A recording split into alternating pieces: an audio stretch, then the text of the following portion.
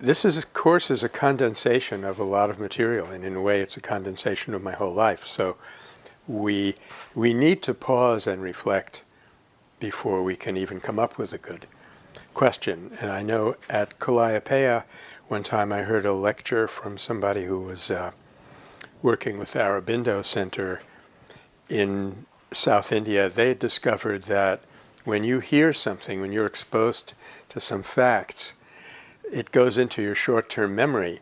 If you still have short-term memory, some of us are losing it.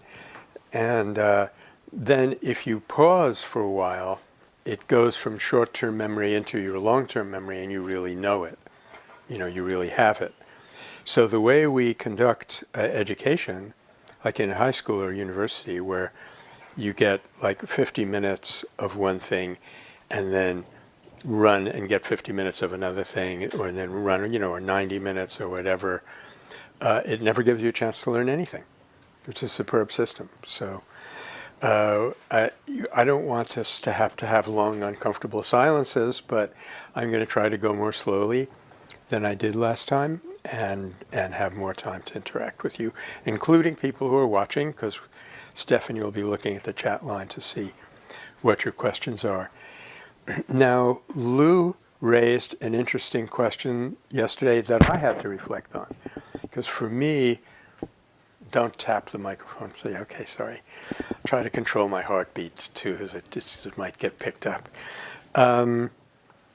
I've been living with the wisdom tradition for 40 years, so it's a second nature for me, and I forget that the term is kind of new and people don't necessarily know what I mean. So I'm going to suggest just a couple of books. One of them, let's see, maybe I'll start by writing it up here. Books by themselves are not actually going to do it for us, but they'll be a start. And it'll at least convince you that that there is a consensus tradition out there across all kinds of different cultures and times, and that was the important point. And then start getting a rough idea what that consensus is. Thank you, Maya.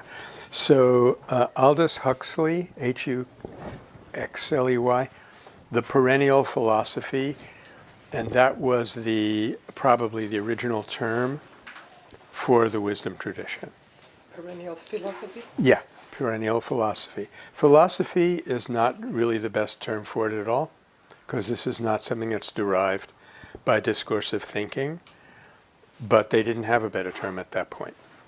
And then there's a convenient anthology, which is not as well written, because nobody can write the way they did in the 19th century. But it's convenient because it goes by subject. So you want to look up faith. It'll tell you what Christian writers say about faith, what Buddhist writers say about faith, so on, just with juicy, very short quotes. And this guy's name is N. Whitall, Whitall. Thank you, very helpful. The last name is Perry, Perry. And the book is called A Treasury of Traditional Wisdom. Now, there's hundreds of other books by this time, but I find like these two will at least serve the purpose of showing us that whoever, man or woman, that we could regard as wise has always come up with a consistent set of beliefs or visions or principles that they propose to be true about reality. Like none of them has said, you should go out and be a serial killer, it's fun, stuff like that. Yeah. Just repeat that. A Treasury of Traditional Wisdom. Yeah, and Whitall Perry. Thank you, Maya.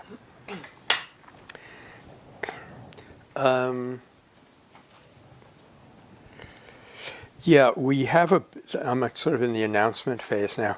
We have a bit of a issue that might come up on the 27th because Metta is having a week of nonviolence awareness for the city of Petaluma. We're calling it the Petaluma Peace Harvest. And we have events going on that day, and I'm going to try to have our class and then go and do the events, but I'll be letting you know whether we may have to record it at a different time, or something like that. Now, I have never done quite this thing before, so I'm really not sure how long it's going to take to get through any given topic. So don't be too surprised if we're not actually spot on with the course outline, but it won't matter much. We'll be able to do the most important things that we want to do. Oh yeah, my own handwriting can be a problem. When we get to Gandhi in 2 weeks or so, there's a number of books that we have in the course outline and some others that are in the long bibliography that's in the Google Doc. But there's a kind of book that I didn't put in there that I always found it's very useful to spend some time with, and those are what we might call the diaristic accounts. After 1927, when he wrote Satyagraha in South Africa, a number of people started following him and writing down every speech that he made, every article that he wrote in Young India, every letter, and in some cases every conversation that he had. So you can really pick a week in Gandhi's life and immerse yourself in that week. And this is qualitatively different from reading these historical overviews that tell you, the Viceroy did this and then they did Satyagraha here. It really will get you into kind of the quality of his daily life. It is like the ultimate reality show. Yeah. And since he worked 15 hours a day for something close to 50 years, there's a lot of material there. And I'll be listing out for you what some of those accounts are. Those of you who are here physically, who are local, we have several of them here in the office because we have a big Gandhi collection. I'm reading Young India, for example, right now. But that is a really fun thing to do, and I've always found it gives you a qualitatively different feel for what his life was actually like. Okay. So, in accordance with what I just said about how learning happens, I think we should stop and do a kind of recap of what all we said last week. I mean, I know it was 3 hours. You're not going to go into all the jokes and the stories and all of that, but I'd really like to hear what were the main points that you took away from last week, and then I'll be able to, shape the presentations better from that and so forth. I know what I would say, but I'm not the issue here. I can start. Okay, Maya. So of course on visual, so the thing you had on the computer screen then, where sort of current paradigm is that the physical manifestation, the body, produces thought. So there's the mind, and since there's a mind, there's consciousness, and then just turning those arrows. Yeah. It's a very powerful image for me. Yeah, and my most high-tech slides too, so I'm very proud of it. Yeah. So that reality really is that it's consciousness, and then the more denser form is mind, and the more denser form than that is body. Yeah, and you can look at it from the point of view of the macrocosm, where it's consciousness, energy, matter, or from the point of view of the microcosm. Oops, shouldn't tap my chest. With consciousness, mind, body. Yeah. I happen to be reading a very unusual text, which I'm not sure I'm recommending for people unless you're Buddhists. It's called the Yoga Vasishta. It's one of the longest conversations in the world. It's about 725 pages. And it makes one point over and over and over again. Every single paragraph makes the same point. And in between paragraphs, I lose it. So I need the next paragraph to remind me. And the point basically is that this world is Maya. It is appearance only, and consciousness alone is real. And it makes that point over and over again. But last night, the part that I was reading is actually a very good description of what we were just saying. The sort of technical term for that, among some physicists anyway, is downward causality. that consciousness, how did we put it last week? Consciousness taking on the form of energy creates an appearance of matter. And that's a really just description of what's going on out there. So we're deep into a conversation, as you can imagine. This is page 652. It's one long conversation that's been going on. But I'll just dive into it. Let me reveal this secret to you, one character says to another character. There is something which exists without beginning and without end, as I and you, etc., but which is known as Brahman. Brahman is the term for the absolute reality, which I suppose you would call Buddha nature, possibly. In Buddhism, I'm not sure. That Brahman, and by the way, the word Brahman comes from a root meaning to expand. So it becomes the universe through a process of expansion. That Brahman became its own object of awareness. In other words, this is the primordial act of contemplation. There wasn't anything but Brahman, and Brahman looked at Brahman. Became its own object of awareness, and therefore it became the individual, the jiva. In other words, this is the formation of the principle of separateness, or ahamkara, I, and then the mind. The subtle psychological or ethereal body condensed into physical body. It is but the mind, which has no form, but which exists as if it had form, the body. The mind alone is this world. There is no distinction between mind and world. This is not going to be on the final exam, okay?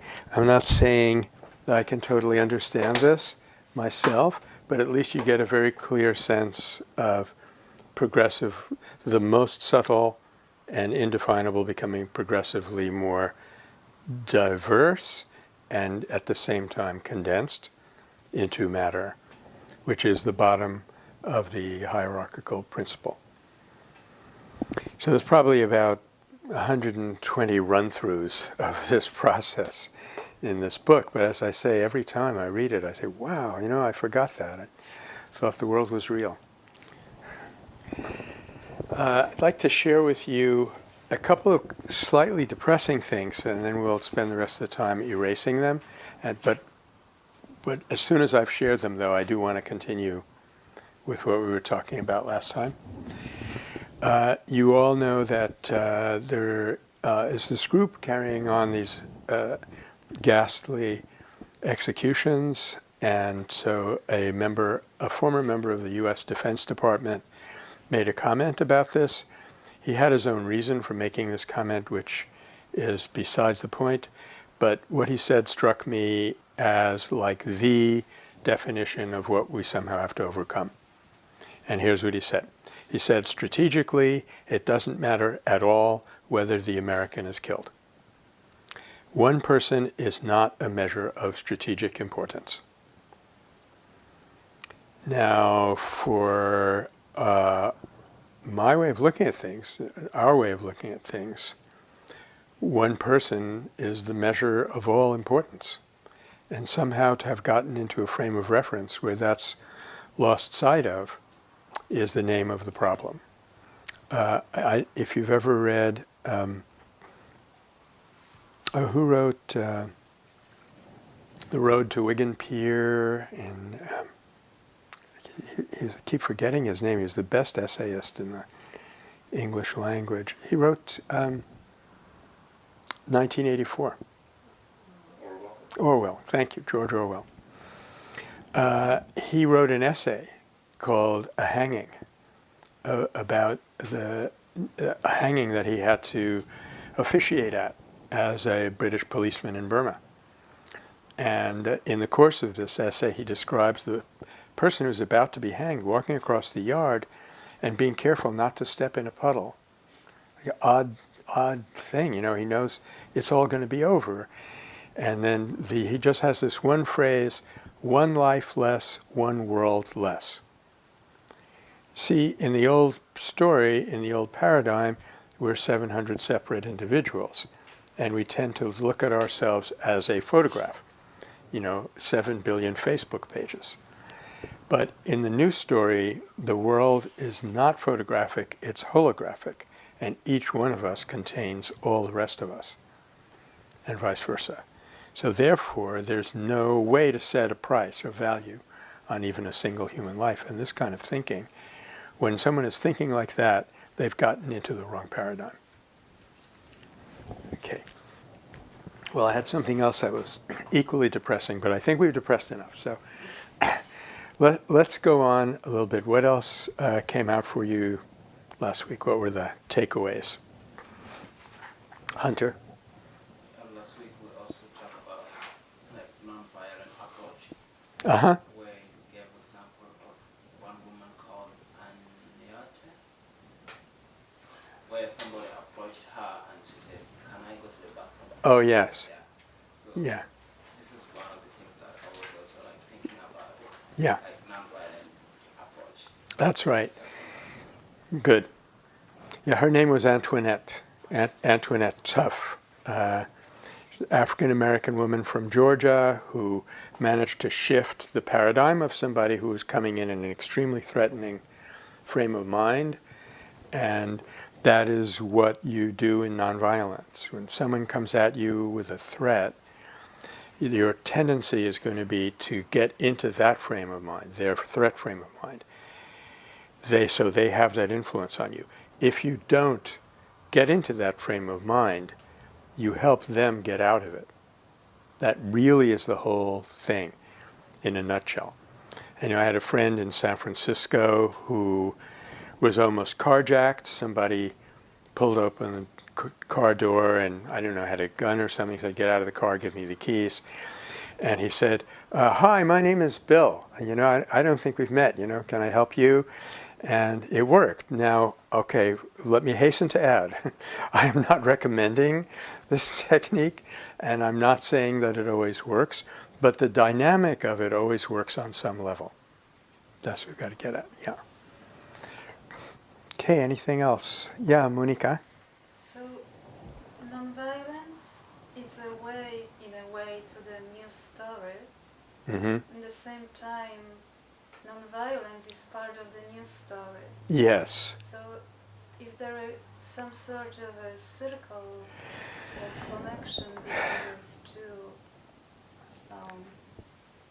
That's a really great question, because I haven't figured that out yet. There is obviously some relationship between the new story and nonviolence. But I'm going back and forth in two different directions. I got interested in the new story originally because it was so supportive to make nonviolence comprehensible. You cannot understand how nonviolence would work in a story that says we are all separate material fragments competing for scarce resources, which is basically, the advertising story of the world. So I was so thrilled to hear about the new story because now we have a framework in which we can describe nonviolence and make it sound plausible. But recently I've gone the other way around, and I've said that you're not going to get a new story without nonviolence, that they mutually depend on each other. And so the point I was making last week is, in order to grasp the new story cognitively, we need to be able to draw upon these incredible developments in modern science, which are called new science, because that's how we think here in the West. But in order to believe the new story and make it happen for us, we need to have nonviolence going on in our life, and we need to be able to perceive it happening in the world. Otherwise, it's just an abstraction, and it'll float away. Yeah. Yeah, Kasha.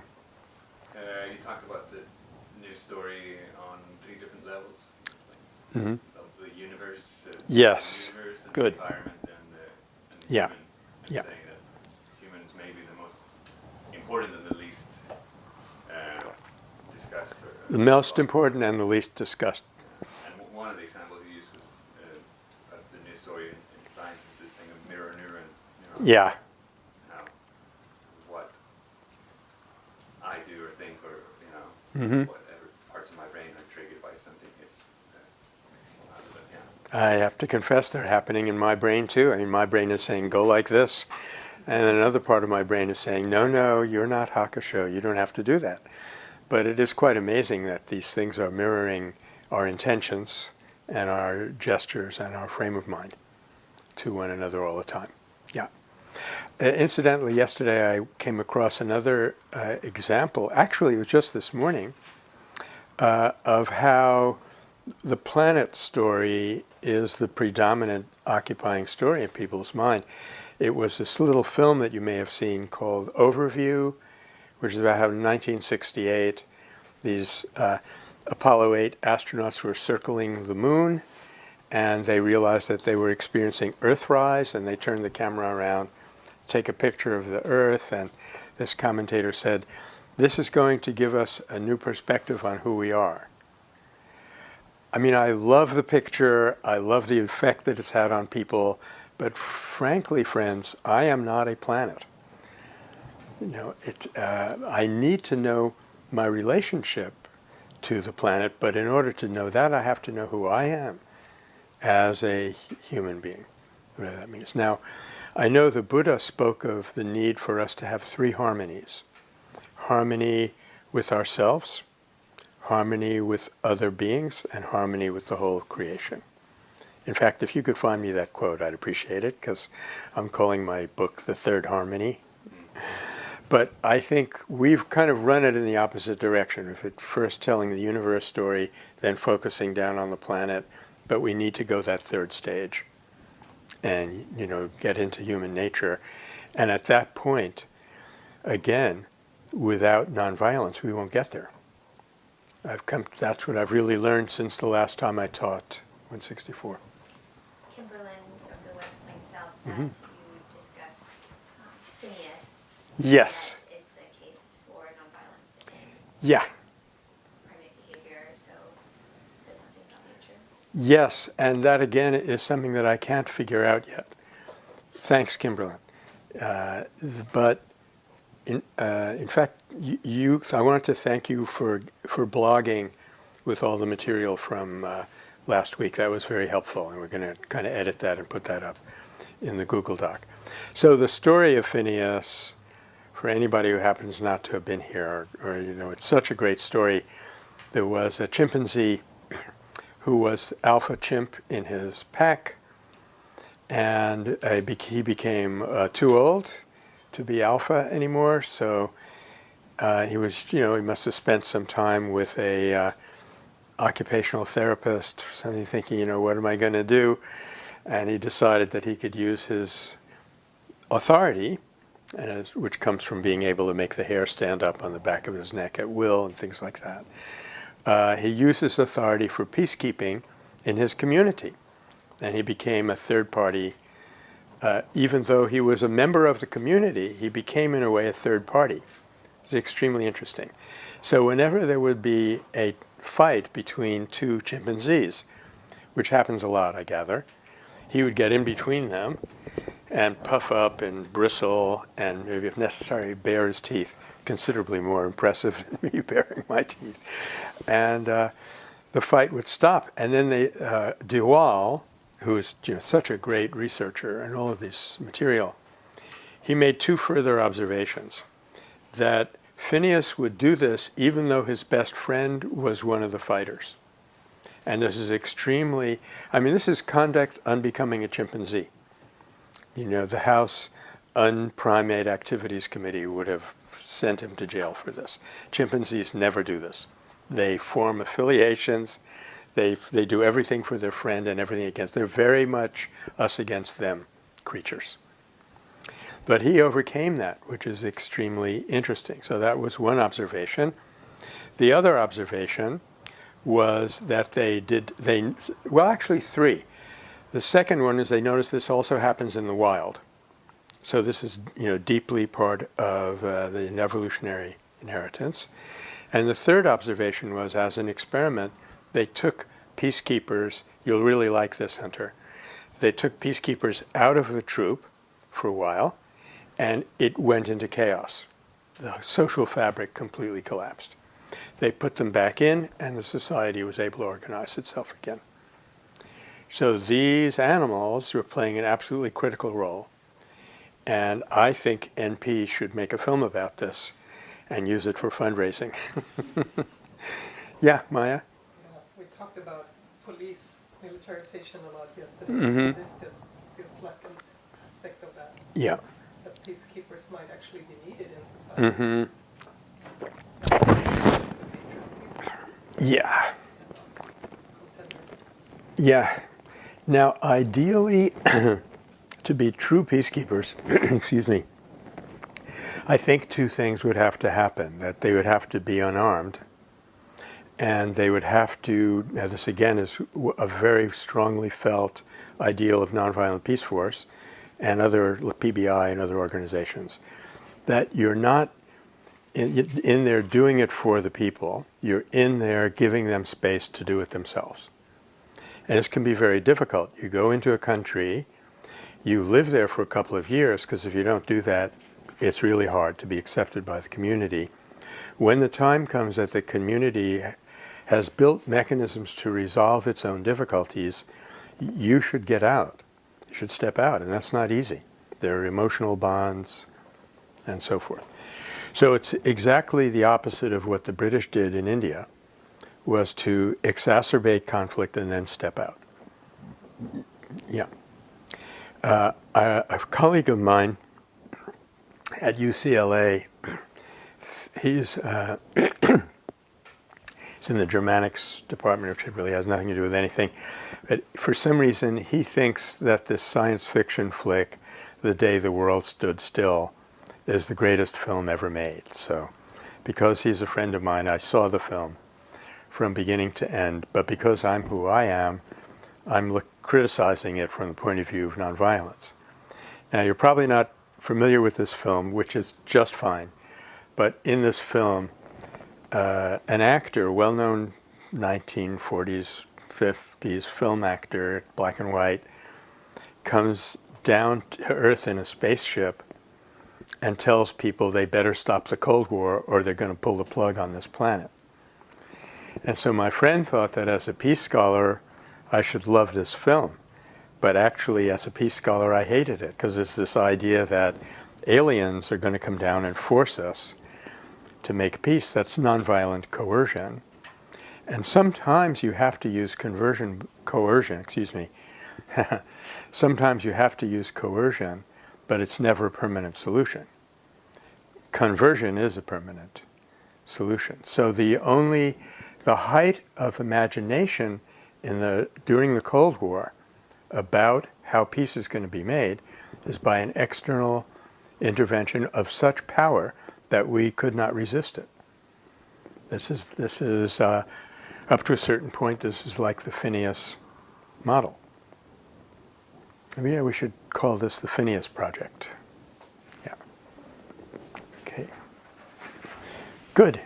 Yes, Peggy? So that kind of brings me to what I was really reflecting on over the last week, and that is I wasn't really familiar with roadmap. Yeah.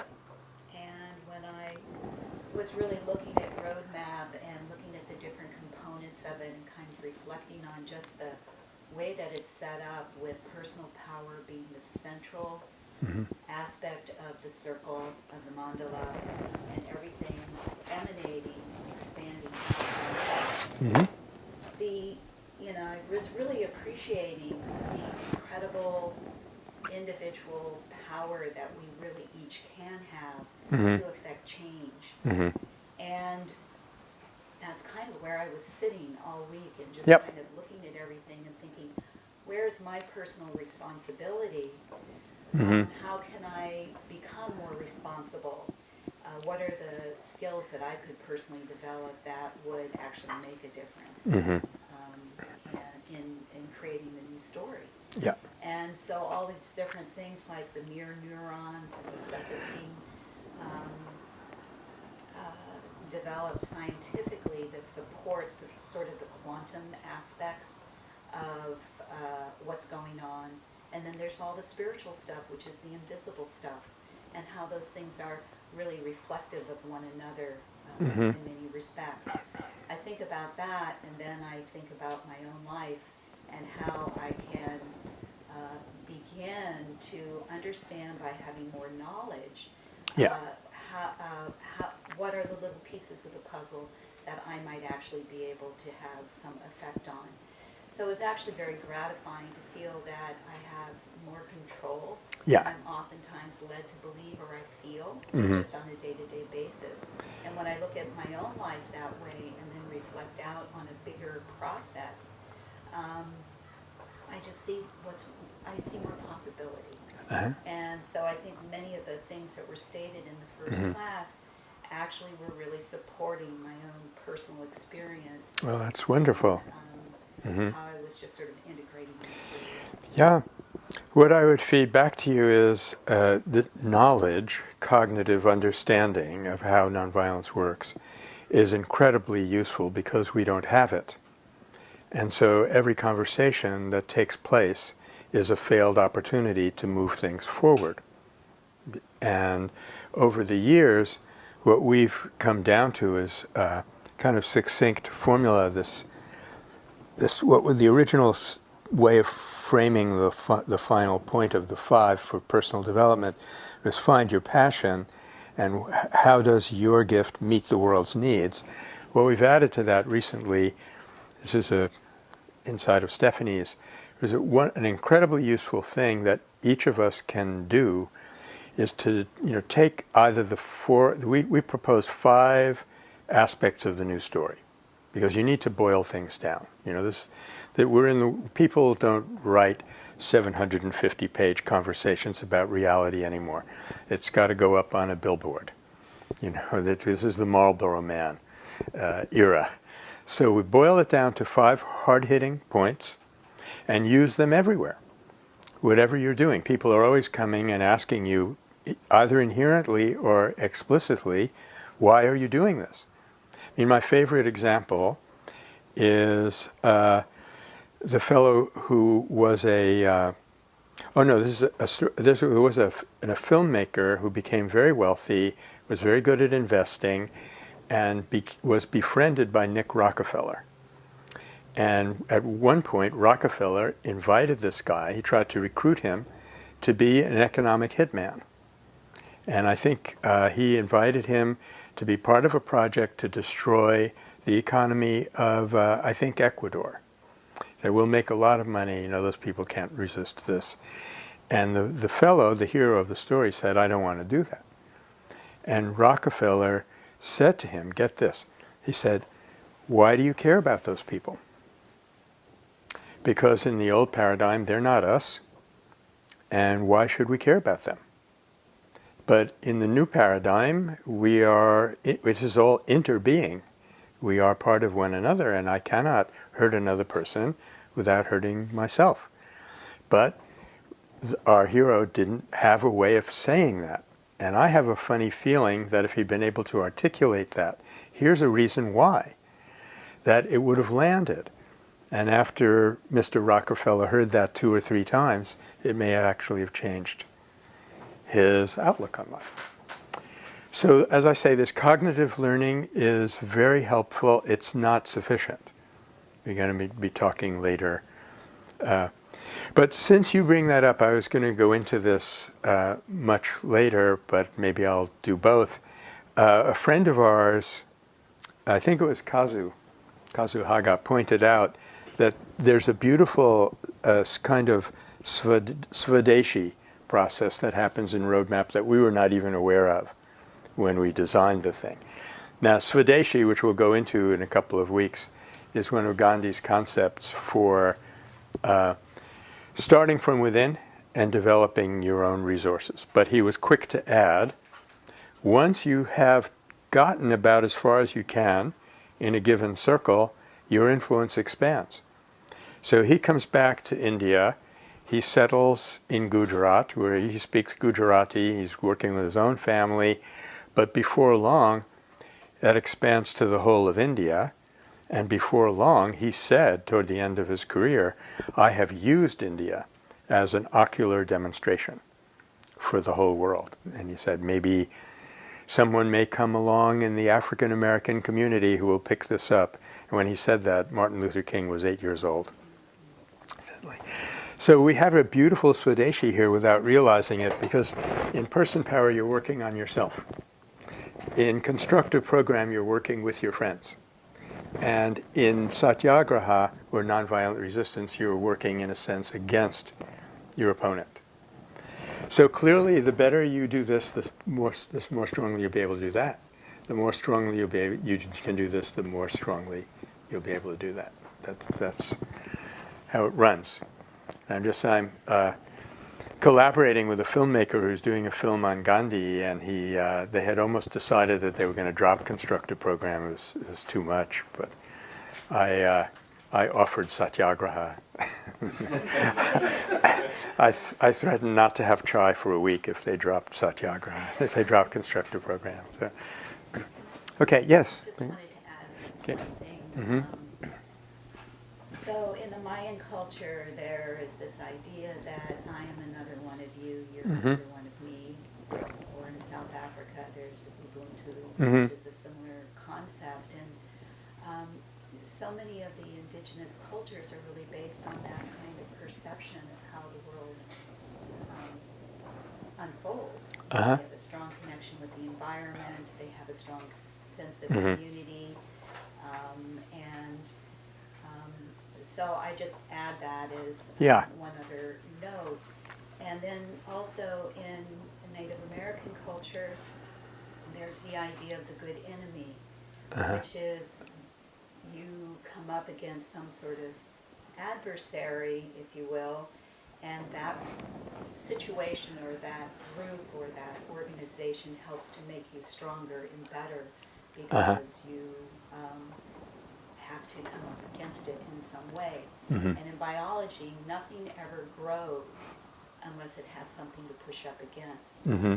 And so those are just some little ideas Yeah. that sort of feed into what we're Mhm. talking about. Well, again, if I could reflect on maybe one of them, Peggy, I think there's a tendency, especially in the second circle of New Story, where it's all about the planet, there's a tendency to idealize Native American cultures and other indigenous cultures, and that, I think, does them no service, and it certainly does us no service either. So I think we ought to be very discriminating, humble and discriminating. That is, I know that this woman economist that I like very much, Hazel Henderson, one of the reasons that I like her approach so much is that her background in economics is the same as mine, namely zero. She never had a single economics course, which puts her, me, and Gandhi in the same company. But anyway, one of the things that she said is we should be doing a survey of all the world's cultures, and we need them. We all need each other, and we need to learn from one another. But we have to be able to do that in a discriminating way. Yeah. Okay. Do you feel that anything else we should reflect about last week before we go on? Jill. Okay, the fact that you described throughout the session about how we have an effect on one another Uh-huh. from the experiment where people who meditate together Yes. have it to the wonderful monkeys where they put the nonviolent monkeys in Uh-huh. and they had a dramatic effect on changing the culture. Yeah. What I especially liked about that was the fact that it showed courage. That Mhm. when the nonviolent monkeys were part of it, Yeah. it was taking a risk, and I think that often nonviolence requires stepping outside Yeah. of safety. By the way, Stephanie, should I be repeating these questions, or is everyone hearing them? Or seem like it'd be good For repetition, for the recording? Okay. Yeah, well, Jill was just saying we had an example last week of some relatively nonviolent monkeys, and I need to get back to that concept of what is a nonviolent monkey and what is nonviolence. That's what we're actually going to be working on today. That when the stump-tail monkeys were put in with the very nasty rhesus monkeys, they took a risk. They were courageous. They did not melt away in response to the advance of these more aggressive animals. And this is a key thing to understand about nonviolence. And one of the biggest sources of misconception about it is the thought that you give in. And that's why even in Attenborough's movie, I really didn't like that scene where Kasturba says to her husband, the future Mahatma, no one is even trying to be as good as you are. I think using the word good was a red herring. It distracts you from what nonviolence actually is. And by contrast, I'll throw in this little story. This is a film that we saw that was made by for a group called La ONF, which was a nonviolent organization in Iraq. And they had offices in every one of the 18 governorates in Iraq.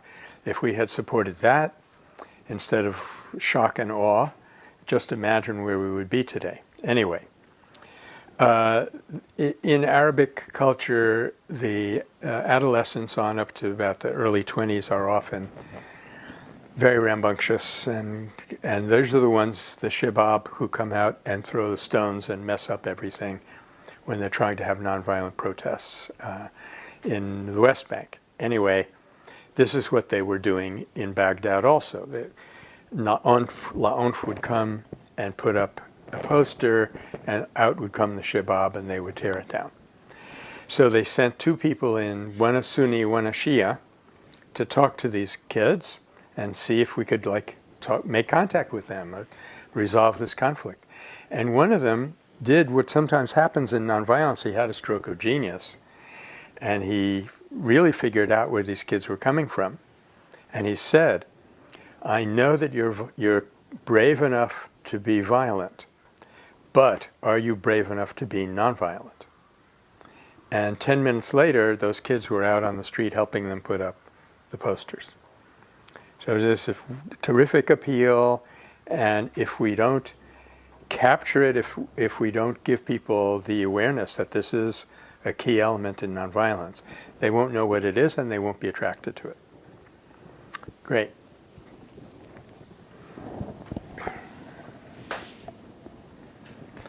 So as I suspected, we're going much more slowly than I had projected, and that's just fine. And what I would like to do today is try to come to grips with what real nonviolence actually is. As prejudicially, I'm calling this real nonviolence. Sometimes in scholarly circles, the term, what should I do? Put this away? No, your chair is making noise. My chair is making noise, I'm sorry. We make a distinction between what's called strategic nonviolence and principled nonviolence. And strategic nonviolence is where it's mostly a negative. You refrain from using abusive force, and you do that because you think it's going to be effective, which means that if you don't think it's going to be effective, you stop doing it. A classic expression of strategic nonviolence happened in Yemen during the protests there some years back, where one Yemeni protester, having learned from all the Arab Spring uprisings, and probably from others earlier, said, we're going out in the street and they will not be able to defeat us because we're leaving our weapons at home. So in contrast to that, I formulated, what would this person do if he were expressing not strategic but principled nonviolence? He would say, instead of, they won't be able to overcome us because we left our weapons at home, he would say, we will win them over because we have left our hatred at home. So in a sense, even principled nonviolence starts out with a negation. And that's because though nonviolence is happening all the time, if we wanted to, and you can use it in any situation, we tend to think of it being nonviolence only in a situation of challenge.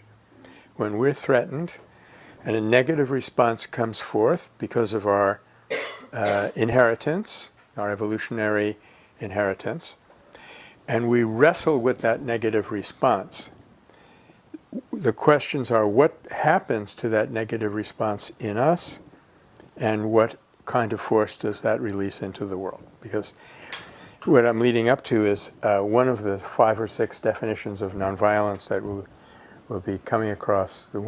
This one is, nonviolence is the force released by a successful struggle with a negative drive.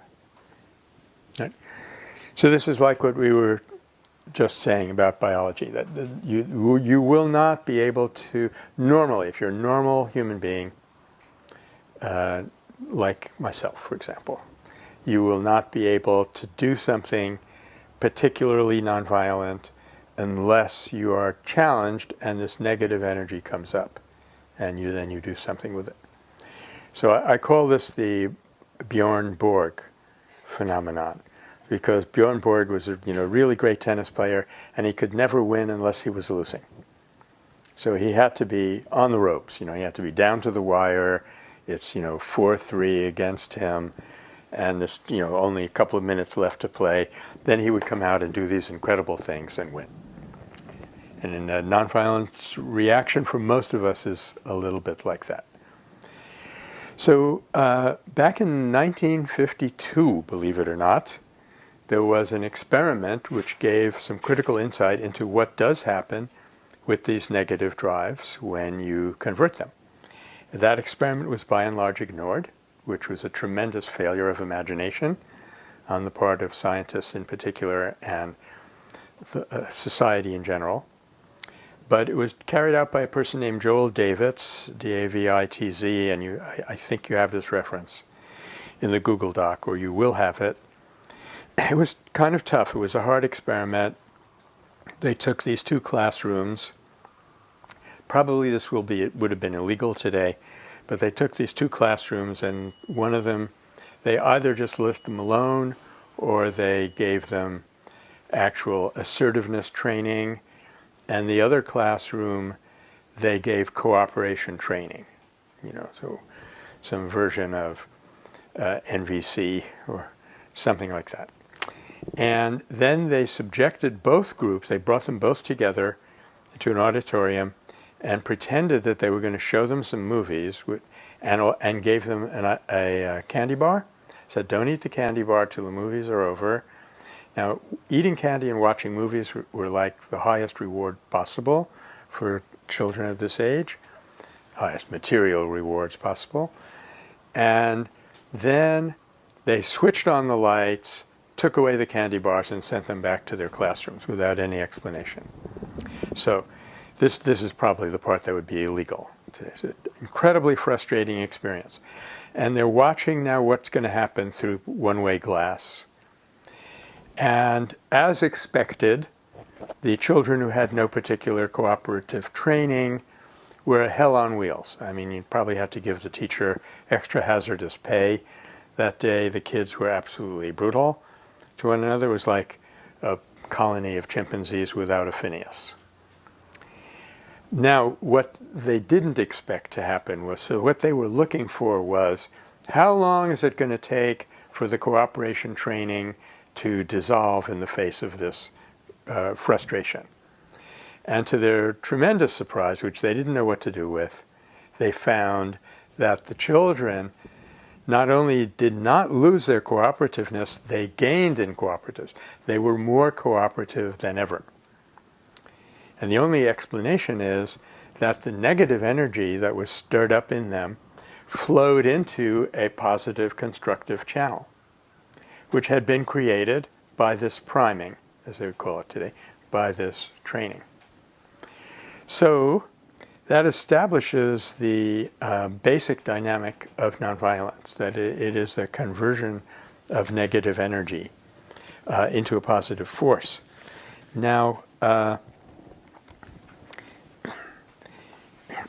incidentally, I'm also, if we have time today, and it looks like we probably will, after talking about this basic concept of what are we looking for, I want to talk about the prehistory of nonviolence and the early history of nonviolence before the modern period. That's my plan, but if you have another plan, that's okay. All you would have to do is go on a hunger strike, and I'll do whatever you want. There was actually an episode once in Gandhi's life where he was attacked by these people who were going to hit him with these lathis on his bare head, and he laughed, which kind of defused the situation. And he said, "What good is it going to do you to beat this head?" And they said, "Well, we have this problem." And he said, "Why don't you tell me what your problem is?" And they did. And he said, "I don't agree with you." They said, "What should we do next?" We said, "Well, you should try to petition me, try and explain your position." And they said, "We won't get anywhere with you." He said, "Okay, then you have to undertake a fast unto death to bring me around. That's the only thing that's going to work." And they said, "Well, we're not prepared to do that." He said, "Well, I'm sorry, then I can't help you." And that was the end of the conversation. But it's this beautiful illustration of somebody teaching other people how to do nonviolence toward him. Because, as he said, nonviolence is a sword that heals in both directions. Okay, so on our way up to the prehistory and the early history, I want to talk about what kind of thing we're looking for. You're all probably pretty much familiar with this, but I just find it extremely helpful because when we try to have a conversation with someone about nonviolence, they tend to think that what we're talking about is some kind of moral precept. And that is to put it in such a wrong framework that you just don't get anywhere. First of all, emotionally, they feel challenged by you. They think you're saying that you're more moral than they are, and that shuts down the conversation. And second of all, cognitively, you're just asking the wrong question. The fact is that today, very few people believe that there is a moral order anyway. Even though they suffer when you tell them they're immoral, they will not really quite totally acknowledge it. So and it doesn't belong there. So we need to move it out of the moral framework into the question of pure scientific dynamic. But the problem is, do you remember what we were saying last time about Maya? I think we were saying this last time about Maya. That the problem is that we do not have the means to measure this force. It's what Gandhi called a living power. In other words, a non-living power. There's various kinds of non-living powers, electricity, magnetism, and so forth. And we have doped out ways of measuring them and using them. Because we measure them, we believe in them. But a living power is qualitatively different. And this is the kind of power that transmits a brain state from one person to another in that experiment, Jill, that you were talking about, that I was mentioning last week. And I think you have a reference in the Google Doc, that experiment. And I have to say, I'm kind of at a loss as to how to explain or describe this thing, but it is clear that Gandhi absolutely believed that there was a power out there which was as scientific in the way that it operates as any of the energies that we capture from the physical and energetic world and use. And he kept saying it's like gravity, it's like electricity, only we can't directly translate it into motion and measure it and so forth. But after a particularly difficult campaign, he said the success of our efforts was mathematically proportionate to the success of our campaign was mathematically proportionate to the purity of our efforts. And this is where that creativity of individual change comes in, Peggy. That I remember being at a protest one time, and it was at the weapons labs. We were trying to shut them down. It was real David and Goliath kind of thing, and nobody had a slingshot. And so one of my friends said, if we had 1 million people out here, we could shut this thing down. And I said, that's probably true, I said. But if we had one person who was 1 million times more committed, we could shut it down also. Because the power within an individual is unlimited. We don't know how to access it completely, but it is unlimited, and we should be working towards it. Yeah, Terry. The success of our campaign was mathematically proportionate to the purity of our efforts. Now, it is possible, that's a good question. Okay, it is possible to qualify a little bit what he meant by purity, and let me approach that by giving you an example of impurity. The free speech movement is going to be 50 years old next week, and I'm going to be going down there and having a kind of bittersweet celebration and see all my old friends. And I remember that while that was going on, the initial impulse was twofold, really. It was to stop the drift toward corporatization of the university, and it was to enable us to apply our free speech rights to stop discriminative housing in Berkeley. Those were the two issues. But as soon as the press got hold of this and started there was a newspaper in those days called the Oakland Tribune, and they would have headlines that, rebels do this, rebels do that.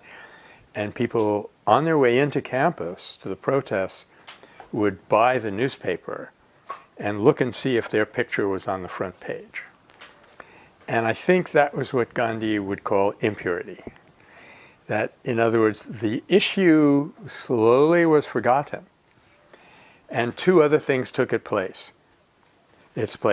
Hatred of the administration, so this now becomes a fight of us against them, and the principle is lost sight of, and my personal benefit that I'm going to derive from this. At some point, we're going to talk about what I call the Gita theory of action, what the Bhagavad Gita has to say about how human beings should act and what makes for successful action. And to want to get something personally for yourself out of any action is going to vitiate its effectiveness. And that's what Gandhi is calling impurity. And this could be measured, sort of, if you knew how to measure this. How egotistical were you in this situation? So I've pulled together a bunch of quotes which kind of give us a flavor of this living power, and also gives us a sense of how we can see it operating. All of these, I believe I already put on the Google Doc. So in order to simplify the technology, we're not having slides today, and if I Xerox them and give them out to you people, it'll be prejudicial against the people who are watching, and I don't want to divide the community, right? So why don't we try this as an experiment? I'll just read these quotes slowly, and we'll reflect over. In fact, what I'll really do is hand them around, and different people can read them. But I'm going to read the last one because it's not complete on this. Is that okay? Stephanie, would you like to read the first one from Matthew Arnold? Now imagine this is like 1869, I think. We have not won our political battles. We have not carried our main points. We have not stopped our adversaries' advances. We have not marched victoriously with the modern world. But we have told silently upon the mind of the country. We have prepared currents of feeling which sap our adversary's position when it seems gained. We have kept up our own communication with the future. Isn't that nice? That's a beautiful, beautiful statement.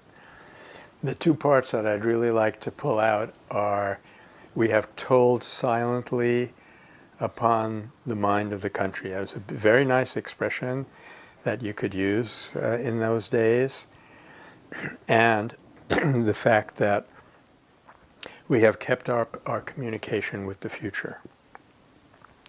And this is a principle that I call work versus work, that probably you've read about in Search for Nonviolent Future or in the handbook, that because this is a living force, you don't always see the impact of it in the immediate present. We should, however, have the confidence that proportionate to the purity of our efforts, we have had an impact. And my favorite example of it, I like, by the way, I like examples in which I come out smelling like a rose. So this is my favorite example of work versus work. Where work means getting what you want right now, in quotes, and work without quotes means telling silently upon the mind of the country. So this was in the early 50s. I was idealistic young person. I'm still idealistic. ... And there was a terrific famine in China. And at that time, this is going to sound incredible to you, but at that time, the United States was producing incredible amounts of excess food. Still starving people, not as bad as today, but there's starving people. And they had newsreels where they showed you literally mountains of potatoes. I think this was in New Jersey. And they were dousing them with gasoline and burning them, which must have made for a very interesting aroma up the New Jersey coast. But they were doing this in order to support farm prices, right? And they were dumping thousands of gallons of milk into the Hudson River, which is, so offensive to me that I can hardly stand it. But anyway, while this is going on in America, the Chinese are starving. And of course, we're involved in very deep antagonism against them. So this organization called Fellowship of Reconciliation, which is, we'll be talking about them variously, they had this brilliant idea for a campaign where for a little bit of money, you could buy a miniature grain bag and a little tag on it. There was a quote from Isaiah, which said, "If thine enemy hunger, feed him." And for 35 cents, such was the postal system in those days, you could mail this grain bag to the White House. So I'm idealistic and I have 35 cents. So I mailed in a little grain bag and I sit listening at the radio every day. We had this thing called radios. It's about all we had in those days. And nothing.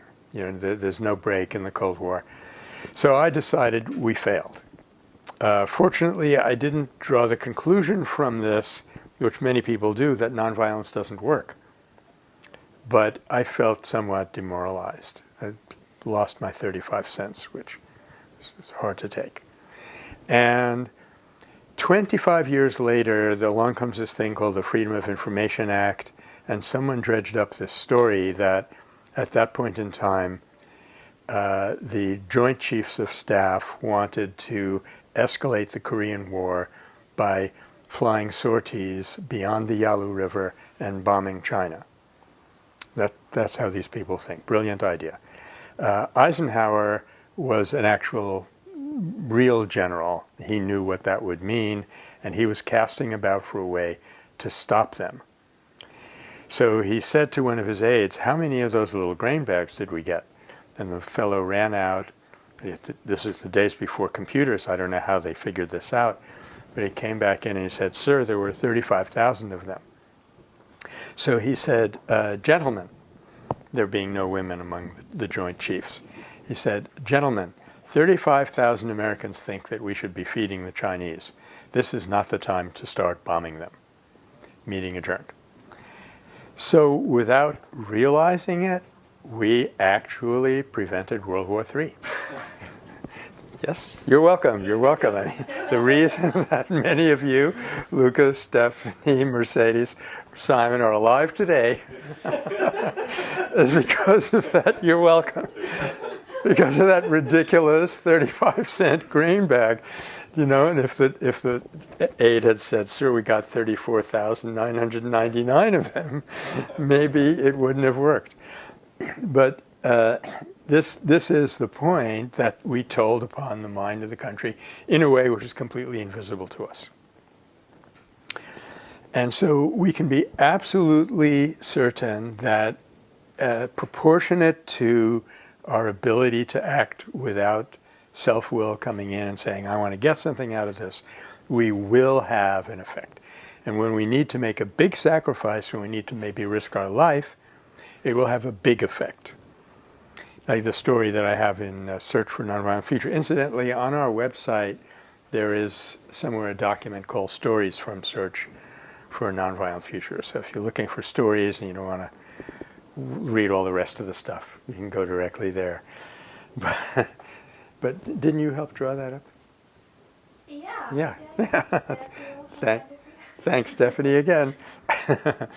But there's another story in there about Father Maximilian Kolbe, a famous Polish Catholic priest who gave up his life in Auschwitz and looked as if he got nothing out of this. Nobody got anything out of it.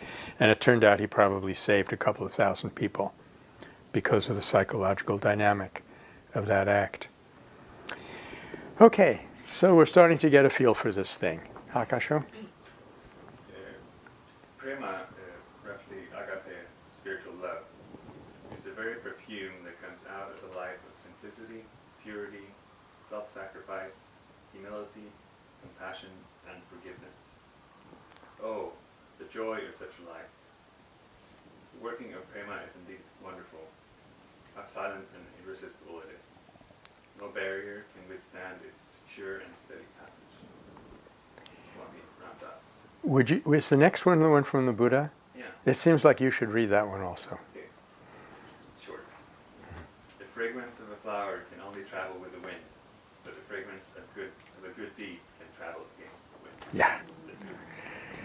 So we have this beautiful image that, taking something that we are familiar with, perfume, which is kind of subtle, and yet in the last analysis it is physical, and the effect is on our sensorium, and using that as a rough analogy for the power that Jacopo Grinsberg talked about that transmits into the social field somehow from the purity of a human act.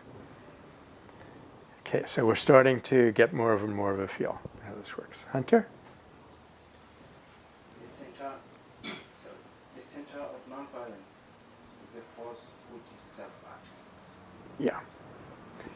In nonviolent man, man's activity is most visible, Yeah. while it lasts, but it is always transitory.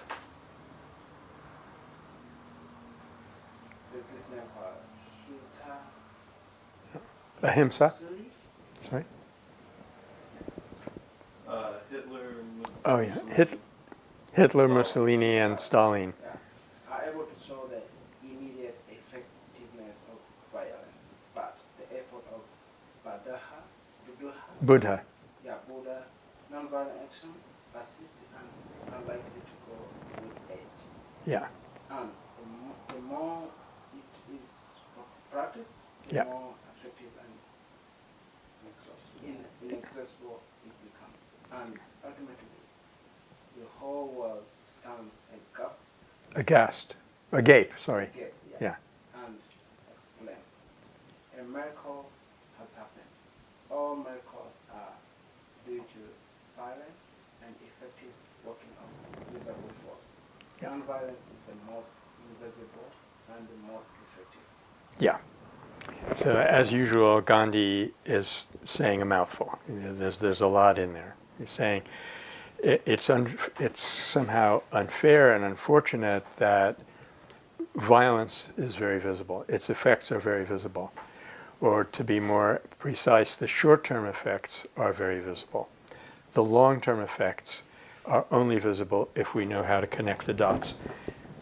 And that brings up this cover of The Economist that I wanted to share with you. It shows this jet fighter, an F, whatever number they're up to now, taking off from the deck of a carrier, and the title is Back to Iraq. And the subtitle is Getting It Right This Time. You fail in Vietnam, so you try it again in Iraq. You fail in Iraq, you try it in Iraq again. Try it, because we cannot connect the dots. And maybe I could just stop here for a second and say that, when I presented the following idea at the university, I was always embarrassed about it because it was so simple. And as a professor, I was being paid to take simple ideas and make them complicated enough so the intellectuals could understand them. That was my job. And I really did not get tenure for reducing things to a simple formulation.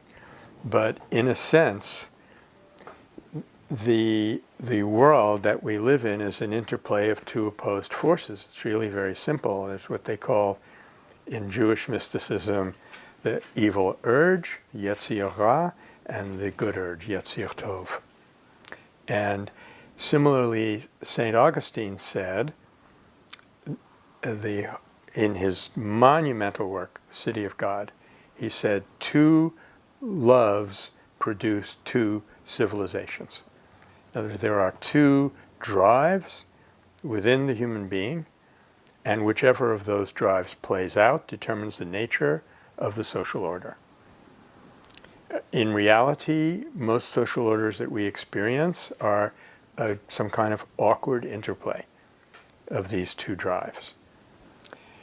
Now, the distinction that Gandhi is making here is that the negative drive will have a highly visible effect in the short term and a not so visible effect in the long term, which will always be negative. That is what the negatives in our world today are very largely a result of what Hitler, Mussolini, and Stalin did, and, I'm sorry to say, what we did in response. Because Gandhi was once asked, will the Allies prevail in this war? And he said they will prevail, but in order to do it, they are going to have to be more brutal than Hitler, because they have chosen to use the same force. And I'm sorry, but this is what has actually happened. And on the other hand, to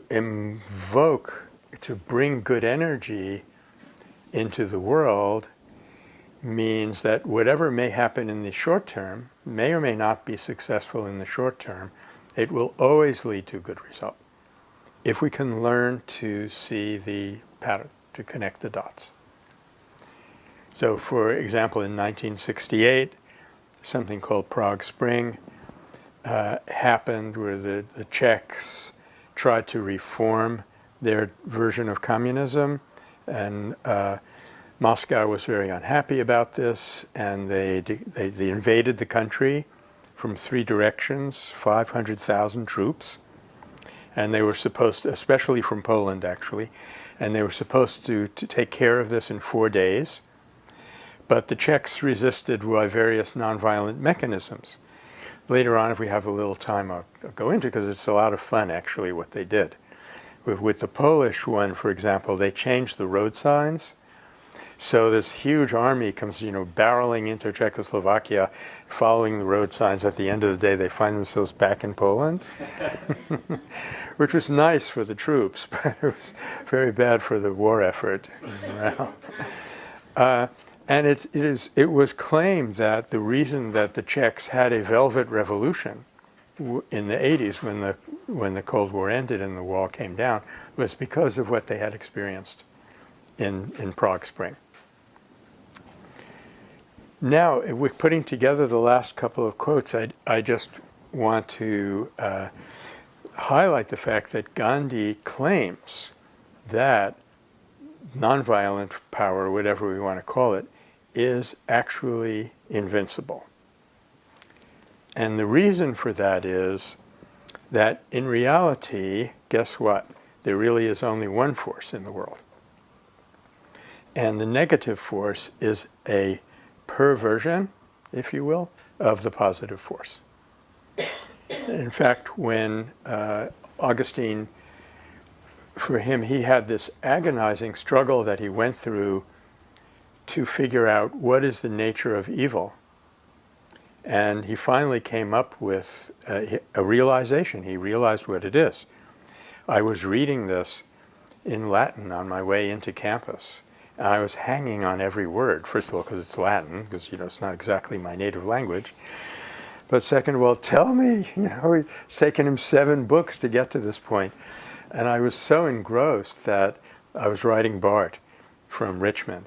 And I woke up in Oakland. I'd shot past the Berkeley BART station by 2 stations. Oh my God, I'm going to be late for class. So I ran across the platform, catch the eastbound train, get back into the book. And now I'm in El Cerrito del Norte. I finally, getting closer and closer, I finally got to campus. But he formulated, what is evil in 2 words, believe it or not. Evil is voluntas perversa, the human will turned awry, turned against the truth, turned against reality. Human will? Human will, voluntas, yeah. And incidentally, because we're going to get to this in a little while, it is interesting that it was the Christian writers, in terms of the West, the Christian writers who discovered the will. Because there had been this word voluntas before, but it meant a wish that an individual was having for something. Not that we have a capacity inside of us called the will, which turns out to be absolutely critical. So I'll get back to that. I think I'll get back to that. It depends. Okay. Shall we read a couple more and then? This is the last one. Oh. There's one more, but it got cut off. Okay, I'll do the one that got cut off because I remember the rest of it. So this is Mahatma again, and it's I'm being asked by Margaret Burke White how he would meet an atomic bomb a few hours before he was assassinated on January 30th, 1948. I will not go underground. I will not go into shelter. I will come out in the open and let the pilot see I have not a trace of ill will against him. The pilot will not see our faces from his great height, I know, but the longing in our hearts that he will not come to harm would reach up to him, and his eyes would be opened. If those thousands who were done to death in Hiroshima, if they had died with that prayerful action, their sacrifice would not have gone in vain. Yeah, thanks. Get that back. Thanks, Lucas. Well done. This is a particularly poignant quote for me because when I was trying to start a program on nonviolence on the Berkeley campus, I was invited to discuss this with the chancellor and a couple of vice chancellors. We had a really good chancellor in those days, and I was invited to really, where serious conversations take place in the administration was in the bar of the men's faculty room. So there we are, drinking beer and eating pretzels. And this vice chancellor challenged me and said, Gandhi said that if someone was going to bomb his ashram, he would go out and have no hatred in his heart against the pilot. And it sounded so ludicrous to him, and he thought that that's all that nonviolence was. And I was flummoxed. I hadn't heard that question before as a challenge. I didn't know what to say. And it took us 10 more years to get peace studies built. But in the meantime, I'd figured it out and created graphs and charts of how I would describe this to a vice chancellor, and a chancellor who, in fact, had been a nearly professional football player and a Marine. He'd been a U.S. Marine. But he was nonetheless a very, very open-minded person. And so maybe later on we'll talk about how your options shrink down if you wait until the last possible minute, and that's not a good place to try out nonviolence as a thought experiment and try to see for yourself, how does this work? But even put in that position, Gandhi says, and this, I find it hard to really quite wrap my mind around this, that the non-hatred that he would have in his heart for that pilot who was about to obliterate him and everything that he owns and all his dear ones, that ability to convert hatred into love, which means to reground it in the primordial reality which really exists, would open this man's eyes, he says. Okay, whether that means that he wouldn't press the button, I don't know, but there is this famous episode in 82, the People Power Revolution in the Philippines, where there was part of the army had defected and they were in Camp crane, and the other half of the army was ordered to attack them. And the Philippine people came out as a third-party intervention force, spontaneous, and they stood in this famous esplanade to protect the troops. Okay, so first of all, we have this beautiful irony of these unarmed people protecting the armed forces. That's beautiful. But also there was this episode, and one of the books in our resource list will describe this, where a fighter pilot was ordered by Marcos to go and bomb those people. And he flew out over the esplanade, this crossroads, and he looked into his bomb site, and he saw a cross packed with people. And he was so affected by that that he said, the hair stood on end on the back of my head. I could feel my helmet lifting off my head. I turned the plane around and landed it and turned it over to the rebels. So, I don't know, it's an interesting parallel. But what's amazing here is that Gandhi is saying, I could generate a power which would work in this extreme, extreme situation. Yeah.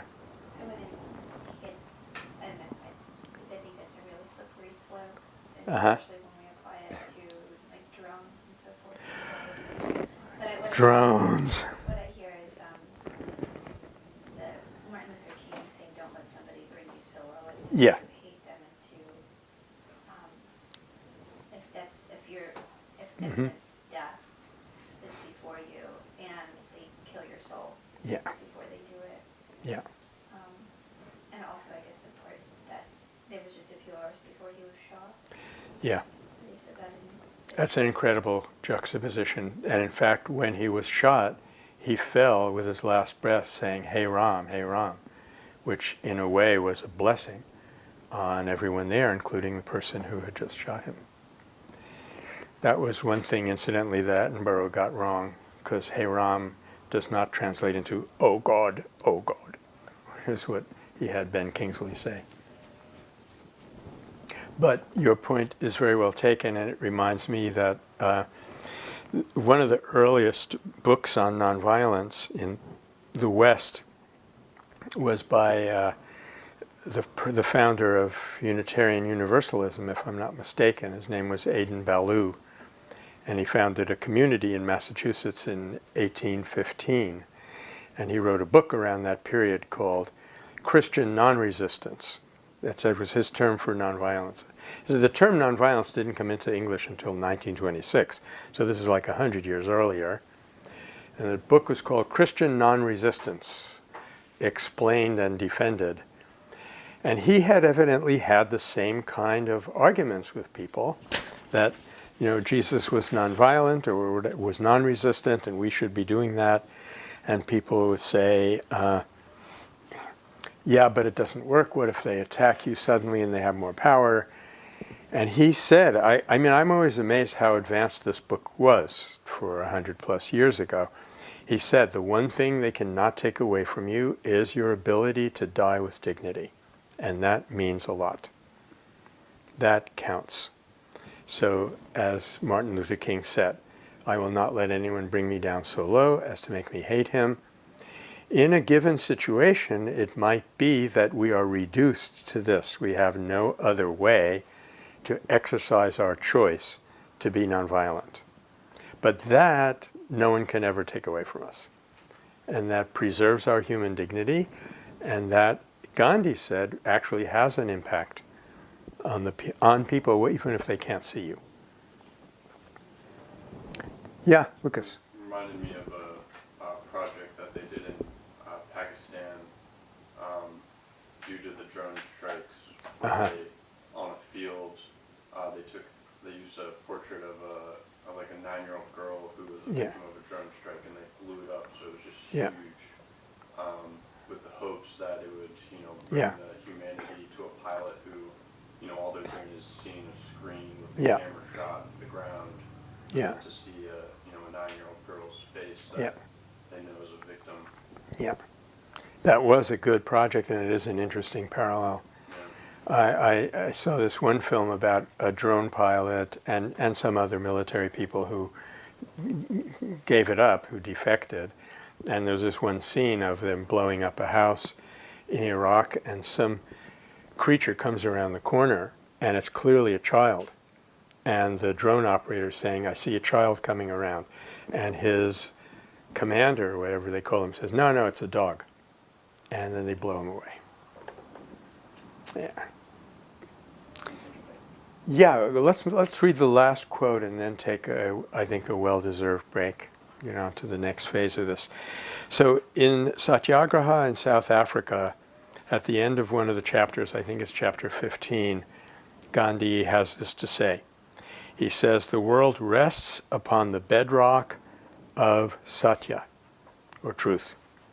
Now, asatya, meaning untruth, also means non-existent. This is a very, very convenient root in the Sanskrit language. It means untrue, non-existent, and bad, all in one root. Or rather, it means truth, the real, and goodness. And he says, asatya, meaning untruth, also means non-existent, and satya, or truth, also means that which is. If untruth does not so much as exist, its victory is out of the question. Whereas if truth is all that exists, it cannot but prevail. Maybe forgetting the exact words toward the end.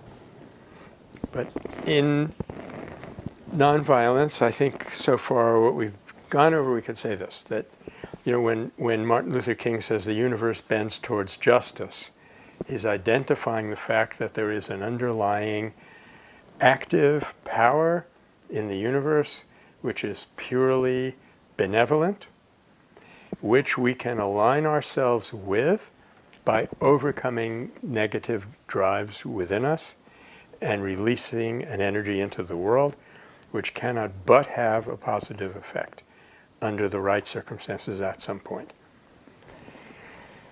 And that is nonviolence in a nutshell. And that's why in this otherwise very good, anyway, it's still a very good film. There's a film called Bringing Down a Dictator about the overthrow of Slobodan Milosevic in 2000. And it was a paradigm case of how to do people power.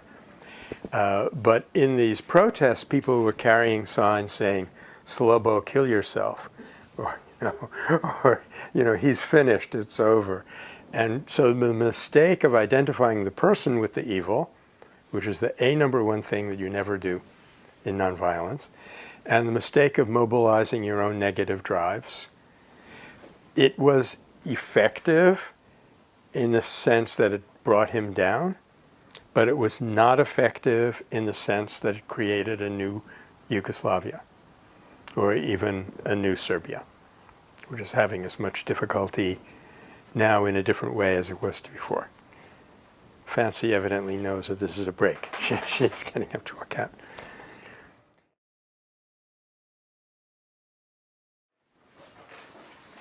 Okay, so I feel really good about our discussion. I thought, she's going to kick over your water there. I thought, we would just end up saying nonviolence is an invisible living power, and we wouldn't know what else to say about it, and that would be the end. But I think, working with that idea, for those of you who can't see this, Fancy has adopted Carrie Campbell and has now got her head on her lap and is wagging her tail furiously. Okay. I used to have this class sometimes out on the lawn, but then a squirrel would come by, and that would be the end of the class. I'd like to move on to see how this power has been operating in nature and in prehistory.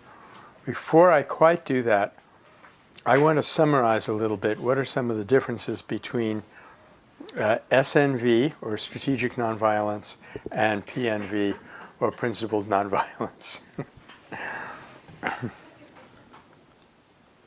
Yeah, sorry, we Fancy is a very one-pointed animal, and she thinks that there's some food for her in Carrie's purse, and she's got to explore that. Anyway, so I would put the difference this way. Yeah, go to your bed. Go to your bed. We'll get around to you. We'll reward you, but you go to your bed for now. Could you? Okay. Next time I bring a box of dog food. This is a good idea. Yeah. Bribery is perfectly appropriate at this level of evolution. I think we could summarize the two levels this way, that in strategic nonviolence, you withhold the use of conventional power. Whereas in principled nonviolence, you activate another kind of power altogether, which is unconventional in a sense, but it is actually ubiquitous. And Kenneth Boulding, in a book called The Three Faces of Power, called it Integrative Power. He said we have three kinds of power that we can use in human relationships. We have threat power, which is studied extensively by political scientists. We have exchange power, which is studied extensively by economists. And we have integrative power, which is, on the one hand, by far the most important, but it is not studied by anyone, except in peace and conflict studies. And it's sometimes an alternative expression for nonviolence, or active nonviolence. Principled nonviolence is love in action, which I think is not inappropriate. Now, in strategic nonviolence, you're aimed primarily at the issue, and you want to resolve that issue, even if necessary, by coercion. And in principled nonviolence, sometimes you will even bypass the issue in order to resolve the relationship. The real issue for you is the alienation between the parties. So you want to fix that. When that is fixed, the issues will be resolved very easily. Anybody who's worked with nonviolent communication, this is how you proceed, on the basis that there really is no conflict on the level of real needs. It's a question of getting those needs expressed, getting them out in the open. In illustration of that, Johan Galtung, who along with Boulding is one of the two really great peace researchers writing in English. Galtung was Norwegian, but he knew which end was up, so he wrote in English. He did an extensive investigation around the Mideast conflict by interviewing people on both sides, and came up with the conclusion that what we in the West feel we need, we don't really need it because we're over-consuming, but what we are really after is access to Mideast oil.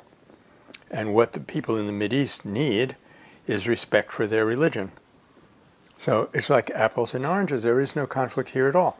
All we would have to do is grow up and have some respect for Islam, and we'd be able to have a conversation with them and work out a trade agreement to buy their oil at a fair price. All of this horror that's going on in the world is completely unnecessary, and it's simply caused by the fact that we can't do that first step of growing up and having respect for another person's religion.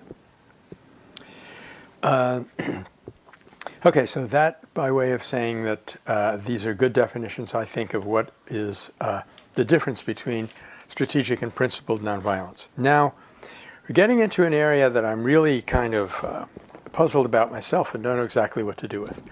And that is, with the new science, we've been able to show that animals, I'm choosing my language very carefully here, animals can imitate nonviolent behavior, and it's very effective when they do that. So we have the case of the monkeys that we talked about. We have Phineas being a third-party, unarmed civilian peacekeeper. Just share a personal example with you. Some people who live here in Petaluma had a little dog, and they left that little dog with their kids while they went away for a week.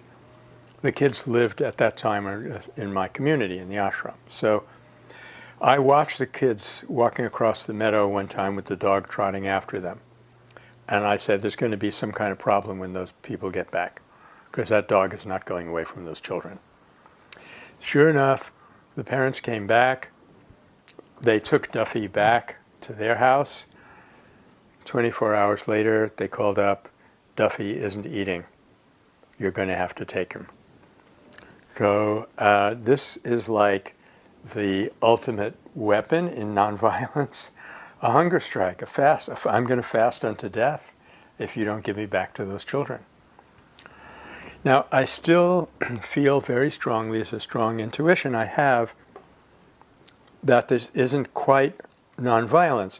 What it is doing is showing that nonviolent behavior is effective.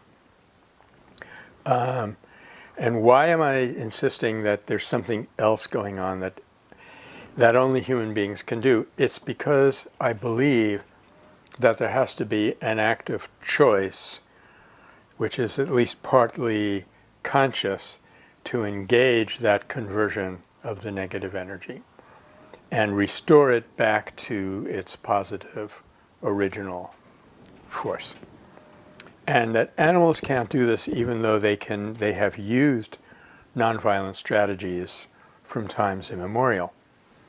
Another Petaluma story, I have a friend who lives on the outskirts of town, and she used to feed her dog in the backyard, and she would put a dish out in the backyard every night, go back in the house, do whatever she was doing, come out about 20 minutes later, and take back the empty dish. So one day she goes out to collect the dish and it's not there. Neither is the dog. She doesn't know quite what to make of this. But the next day she does the same thing. She puts out the dish of the dog's food, goes into the house, goes out 20 minutes later, no dish. And she's running out of dishes at this point. So the third day, third time is the charm, she puts the dish down, goes in the house, opens the blinds, and to her amazement, the dog is like, picked up the dish in its mouth and is trotting off into the woods. What the heck is going on here? So she followed the dog at a respectful distance. And do you know what she found? There was another dog that was caught on the bush by its collar. And her dog was feeding that dog, keeping it alive. Now, I'm not sure I can say that about all of my friends. So this is an extremely self-sacrificing behavior. And why don't I just jump up and down and say, dogs, this dog's name was Mahatma Dog, and it could, this is pure, this is nonviolence. So because I feel that it was done by instinct, that dogs know they depend on one another, they're group animals, they are, not trained isn't even the word, they are evolved to share.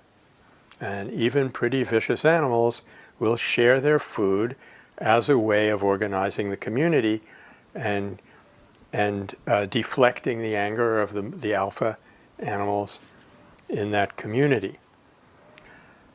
I'm glad Fancy isn't here while I'm saying this. She went outside. She didn't want to hear this part. But it's not that animals aren't absolutely wonderful, but that humans are even more so. Because humans get to choose this capacity knowing full well that sacrifice is involved. Let me kind of float this other idea, another way of looking at this. Everybody knows that instinctively people fight back when they're in a dangerous situation. As the historian Thucydides said, of men we know and of gods we must believe that they rule wherever they can. And just, there's like unlimited aggression is seen in historical behavior. And what we're doing when we fight back, when we aggress against others, we are mobilizing our instinct for self-preservation. I'm not going to say there is not such an instinct, and we're not mobilizing it. But what does an Antoinette Tuff mobilize when she decides, I am going to master my fear, I'm going to love this person, without knowing what the outcome will be. Not doing it in order to save herself, but doing it because she'd kind of been trained to feel this was the right thing to do. What motivates, what is the instinct, if you will, that has to be as powerful, at least, as the instinct for self-preservation that impels a Gandhi to sit down and say, I'm not taking food until you stop doing this. And be obviously willing to die and have his health and strength decline until, and what gives him the power to awaken 1 million people and to say, you know, we can't let him die. If you may remember from the Gandhi film, Patel comes in, and Patel is a little bit overweight, and Gandhi says, you should go on a fast. And Patel says, if I go on a fast, they let me starve. If you go on a fast, they stop fighting. So if there is an instinct for self-preservation, I'm not going to deny that, we have to say that there almost seems to be an instinct for self-sacrifice.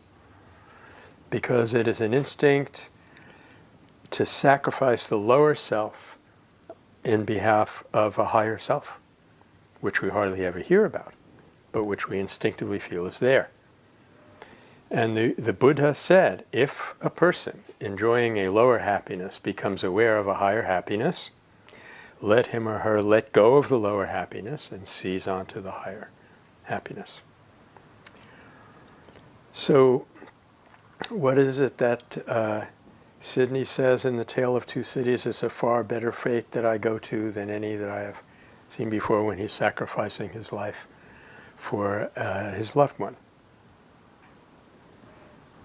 So I think that's kind of the parallelism, and that describes the playing out of these two forces. So we can learn an enormous amount about nonviolent behavior in the animal world, and we can learn a lot about our own short-sightedness, because we didn't even start studying this until the late 1970s. In fact, I remember seeing a black and white film one time about a chimpanzee colony, and the chimpanzees get all agitated and screaming and start, threatening to bite one another. And the narrator said, the animals are agitated. And then a little bit later, you see them kind of grooming and, picking fleas off one another and making nice. And the narrator at this point says, the animals are exhibiting affectionate behavior. Do you see the subtle difference here? They really get angry, but they don't really feel affection. Personally, having lived with Fancy for some months now, I cannot believe that animals don't feel affection. You can feel the love in that animal. And yet the human element is precisely the ability to sacrifice a lower self on behalf of that higher, of that love when they're challenged. I had a dog one time. In fact, we think that Fancy may be a reincarnation of my dog. This dog was Muka, was extremely affectionate. Really, we'd sort of gravitated together in the whole community. So I was her alpha male and she was my alpha dog, and she followed me around everywhere. And I took care of her and paid the veterinary bills and all of that, which she appreciated. But one day we were walking across the field, and there was a barbed wire fence, and I guess I managed to get through. And Muka caught her paw on a piece of barbed wire. I reached out to help her, and she bit me. I mean, this dog loved me as much as it's possible for an animal to love another creature. She didn't mean me any harm, but she just had that instinct that when you're hurt, you bite. So there is a level of limitation there, and I'm not saying this by way of deprecating animals. Don't get me wrong, I've been a vegetarian for years. I love them to pieces. But instead what I'm saying is that we human beings have a specific capacity that goes beyond this. And we can learn to institutionalize and mobilize that instinct to sacrifice oneself in the service of another. And I have no way of proving that. So thank you for listening. Anybody want to? Oh, well, let me say one other thing. That in there's a field of science called game theory, in which people have used strict logic to figure out what strategies will prevail in various kinds of games, like Prisoner's Dilemma, where you have to sacrifice what seems to be your own advantage for the advantage of another player. And it turns out that if you do this fairly regularly, you set up a pattern which is robust, such that, and we saw this with the two kinds of monkeys, such that even if a spoiler comes in and tries to take advantage of others, that player will be overcome by the system and end up playing by the rules. So even, I'm sorry, I don't know exactly what to make of this, but even in mathematical logic, it seems that the universe has been so organized that cooperative behavior has a more stable power than competitive behavior. You just look at it logically. So having brought up the question of prisoner's dilemma, I want to share with you one other scientific finding. People decided to put these fMRI electrodes on the skulls of people while they were playing Prisoner's Dilemma and see what happened in their brain activation. And it turns out that when you make that choice, that I'm going to sacrifice my advantage for the advantage of both of us, or for the advantage of the other party, intense pleasure centers are activated. They say it is as impressive as when you're undergoing, when you're high on cocaine, or having some other, quote, intensely pleasurable experience. I will leave it up to your imagination what kind of experience they are talking about. But in terms of your brain activation, the simple, even if you haven't seen the other player, and for all you know, it might just be some dumb computer in the basement, the act of overcoming self-will, even in that artificial context, because there's no money involved, nothing is involved, the act of doing that is intensely rewarded by your central nervous system. Yeah. So that, together with mirror neurons and the Wheeler-Fisk experiment about, rehumanizing the face on the screen, I think about all we need to know from science to prove that nonviolence works. Yeah, Simon. It seems like you could also connect it. I just read in the Search for Nonviolence feature the chapter about the kids who stopped doing drugs when they joined. Yes. Yep. Make that connection. That is a very good connection. Yeah, that was in the first Intifada. You had these two identical populations, the West Bank and Gaza, and the young people were doing very abusive behaviors in both communities. In the West Bank, they had an opportunity to get involved in the Intifada, and they stopped taking drugs like that. So the dopamine or whatever it is that the central nervous system produces, it just giving them a meaningful thing to do for the benefit of their community at the risk of their own life, and then they got, they were injured and killed, was as powerful a reward as taking drugs. Yeah, that's a good connection. Hey, yeah, okay, sure. I was in one of these experiments once, actually, where there was a computer, it was a research place, and had some money, I was going to give some money to this other, if I gave some of the money to this other person, it tripled. Uh-huh. And then he had, she would have a chance to give back, Uh-huh. or you could try to keep it for, Uh-huh. for some things there. Anyway, but if you gave, you got, and Yeah. you shared, both people got more. Yeah. So I gave all my money and I received an equal amount back. Uh-huh. And not knowing, it was Mhm. or not. And in the elevator going down, I collected my money. This guy approached me and said, "Did you get, the $25?" It's like, how did you know it was me? I was walking out of Being the other person on the other side. There was something about the way I was pleased about how it turned out. About human nature, I think. You know. That really does say something about human. Is that when you decided you wanted to be a priest? That's a little later. Okay. Yeah. Yeah, I used to observe when I was on campus that the students who were involved in an action which wasn't compromised by hatefulness and all of that kind of negative rhetoric, they looked so fulfilled, really, so content. And I've noticed, I see, without always hearing, a lot of sports lately because it's always on in the locker room in the club where I go to swim.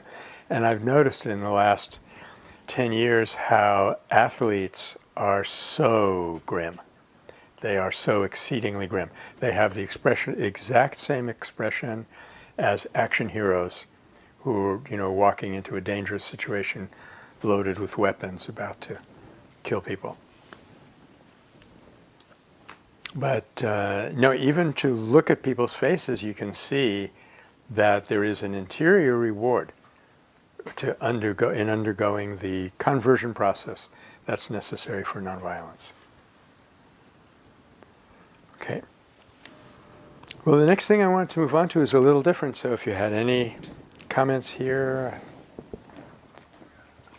happy to take them. We can reflect a little bit, maybe.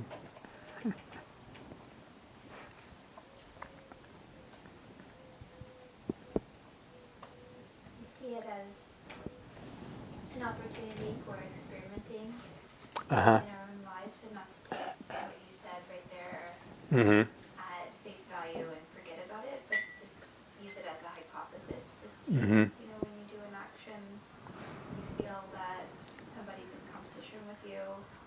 What would it change in a situation if at that point you wanted to support that person or encourage them in a way to have what you would have done? Just use those kinds of things as experiments. Yeah, I'm embarrassed to say that I didn't say that myself already, but that's perfectly true, that any claims that we make in the course of delving into this material, I don't think it would be wise to just accept them on face value, but to put them to the test. Fortunately, this is stuff that we can test. We don't have to wait until we're being carjacked. We can be in many situations. We can test these things out. And that Gandhi would be totally, totally in favor of that.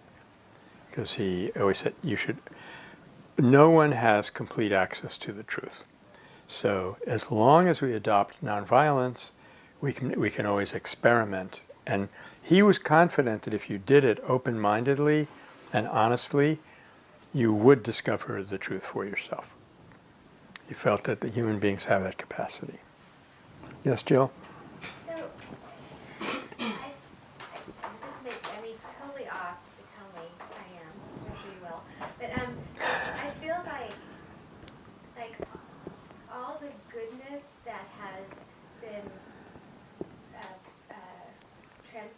From the past, from all the nonviolent deeds, was probably greater than all the present evil that we're so aware of in our media and our culture, and that that the future that we want exists now. We're just not aware of it, and it's a changing of realities that we need to maybe look at. Is that crazy? Well, if you're crazy, then we both got to proceed to the nearest institution, because that's kind of what I've been saying, that we don't have to invent, like I was saying, we don't have to invent the new story. It's been told that we don't have to invent this reality. We have to train ourselves to be aware of it, A, and B, experiment with it, put it into practice. To me, it's like almost making me cry when I had this realization, because I have, since I joined the Metta Center 4 or 5 years ago, I stopped looking at media, which it eliminates a lot of negativity, but there's still negativity you see and just the oppression as I get more and more involved in Yeah. social justice work, the oppression that you see and Yeah. you hear about through that becomes overwhelming. And to realize that, you know, that this, that I have the choice of this other reality, you know, and it gives me much more faith that, because it, you know, as in Buddhism, that consciousness is evolving, that even if we didn't do anything, it would come to fruition, right? Yeah, maybe not on this planet, but Yeah, but you know, and it's sometimes I struggle with having hope, you know, and this really is a way of having hope. I think I can add to that a little bit, Jill. And when you say we have the choice, I would add that we actually even have the responsibility, because when we absorb negative imagery and think pessimistically, it compromises our ability to help the situation. So, of course, we need to analyze, and we're going to be doing a good bit of that, is to connect the dots and see where this evil is really coming from. But how to see that without owning it, without being pulled into it, that is a psychological skill that we have to develop. And I find that grounding ourselves in the positive is extremely helpful, because that kind of is there, you know, and it does settle in, and then you can look at the negative from the aspect of the positive. You said that so many times and I finally get it. Great, yeah, maybe I'll get it even one of these times. But I know, one second, Carrie, I was thinking of this, there was a scholar, Paul Zahner, who was really one of the best scholars we had on Old Persian, and you know, the Zendavest, got quite good accomplishments, but for some reason, Zahner got interested in the Manson cult, and he, quote, studied them. This was a homicidal little group that sprung up in this country, one among several, and so he, quote, studied them, unquote. And the next thing you knew, he lost his mind. He had to be carried away in a straitjacket. So the, you know, how to observe and learn what we need to learn from an evil without being pulled into it, that's a skill. And I would say we better to err on the safe side of not exposing ourselves to it if we're not sure that we won't get pulled into it. Because it's only when we build up enough awareness of the positive that we'll be able to learn from it in a safe and useful context. And this is part of my objection with a lot of the alternative media, that they hate other people from what the mainstream media hates, but they're still hating people. I'm sorry, Carrie? No, thank you. You know, I'm just wondering if we can have this conversation without the concept of evil. If we can have this conversation without the word evil. And I'm not saying yes we can or no we can't, but it's the question I'm asking. When I grew up, those words were just not around in my life. So they've come into it later. And I seem to do just fine without them. And I have a hard time with it because I think that it's by using that word evil and thinking of it as evil, it's very hard to do that without having enemy images. Yeah. And so to me it increases that whole piece of then you have to deal with the enemy image. It adds another layer to that. So that's part of my question. And the other part is, I also, you know, there's that quotation from Karenni, there's an awful lot of evil in this world and not enough attention is paid to it. So I'm not saying that I mean, it's just a question. I'm not saying that I have the right answer, but I think it's a question worth spending a little time on because the word is coming up a lot and the concept is coming up a lot. And so I don't bring it up as a Pollyanna. We're not going to know what's really going on around here.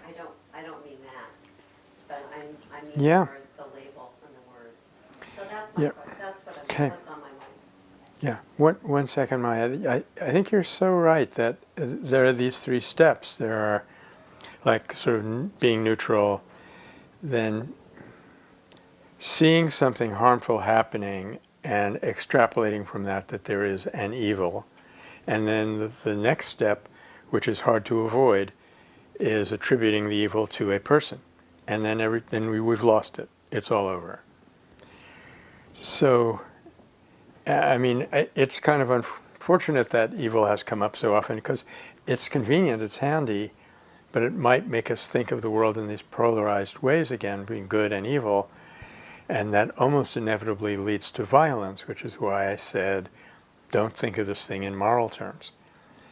Right. Two things, there are clearly two things that we see around us in the world. Unnecessary hurting and the non-fulfillment of human potential. Whatever we want to call that, and I am perfectly happy with not calling it evil, but whatever we want to call that, this is what we want to address. We want to fix it.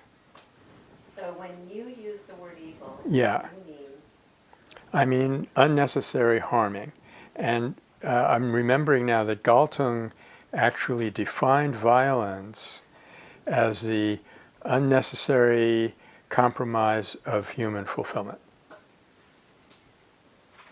Unnecessary. So if you remember what Gandhi said about the people who died in Hiroshima, they were done to death and they died in a horrible state of mind, and it led to no good result.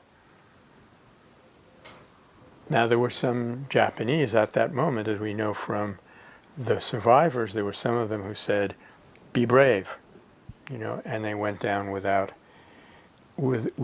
collapsing in fear. That's at least something. But anyway, there's 100 and how many thousand human beings whose lives were obliterated for no good reason. In fact, just even to look at it politically, we now know that that was unnecessary, that the Japanese were negotiating for a surrender. We did that in order to keep the Russians out. Yeah. Help guide you. Yes. What about the second quote that you said? There's a lot of evil. Oh, Corinne, there's And a not lot of enough. evil in this world and not enough attention is paid. Yes, and what that brought up for me is thinking about Gandhi's definition of evil. Mm-hmm. That whether he thinks it exists or not. Mm-hmm. Okay, I'm prompting you, Michael, whether or not Gandhi thinks evil exists, and what it has to do with our attention. Oh, that is really important. This is really important. Yeah. Okay, I'll start with that and then hook it up, of course. And Maya, hold on to what you wanted to say. You've got your laptop, so just enter it. Gandhi said an astounding thing, which at first you say, no, this couldn't possibly be true. But the more you look at it, the more you think about it, the more it looks like it could be true. And that is where he said that evil actually does not exist. It is only there because to the extent that we pay attention to it, that we give it our attention. So I think what Kirenyi was referring to was the apathy and the people who don't care what happens to, like Nick Rockefeller. It's that apathy. So there has to be a safe kind of middle ground between getting agitated, getting alarmed, having empathy for that suffering, and getting sucked into it to where it becomes to where we think it's real, to where we think it's absolutely real, and therefore cannot be overcome by higher reality. It's in between those two extremes, so we have to operate. Now, as a corollary to that, he said in Hind Swaraj that he wrote in 1909, the British did not take India. We gave it to her. We gave her to them. And he extrapolated from that and said, no, I firmly believe that no one ever loses their freedom without their own consent. You cannot completely deprive a person of that last vestige of freedom of deciding how they're going to face their fate without their losing their nerve and yielding to it in a funny way. There's an uproar online, so An uproar online. Let's put it down. No, pass. Okay. Let's go to the uproar I'm online. just looking for clarity on the sense of giving attention versus ignoring. That's right. That's what I was trying to. Okay, let me talk about this kind of personally. How I sometimes go about this. I hear, like I was recently in Israel, Palestine. I was talking to people, seeing them. They're very real to me. And then I go back home, and I read about how they're being bombed, and there would be a danger of my being so outraged that I would end up not being much use. So what has to happen is I have to be able to convert that outrage into determination. That's what saves me. And so if something is hurting me, outraging me so much that I can't handle it, and there are such cases, I don't give them my attention. Not that I say to myself, oh, this isn't happening, but I say, I can't solve everything, you know. What's happening to these people? I think in particular, this happens to me around the question of rape. It outrages me so much that I have never really gone and, quote, worked on that issue. But I do feel that I'm working on it indirectly. I'm not, joining the groups that work on that specifically as an issue. So we're talking about that effective middle ground between lack of apathy,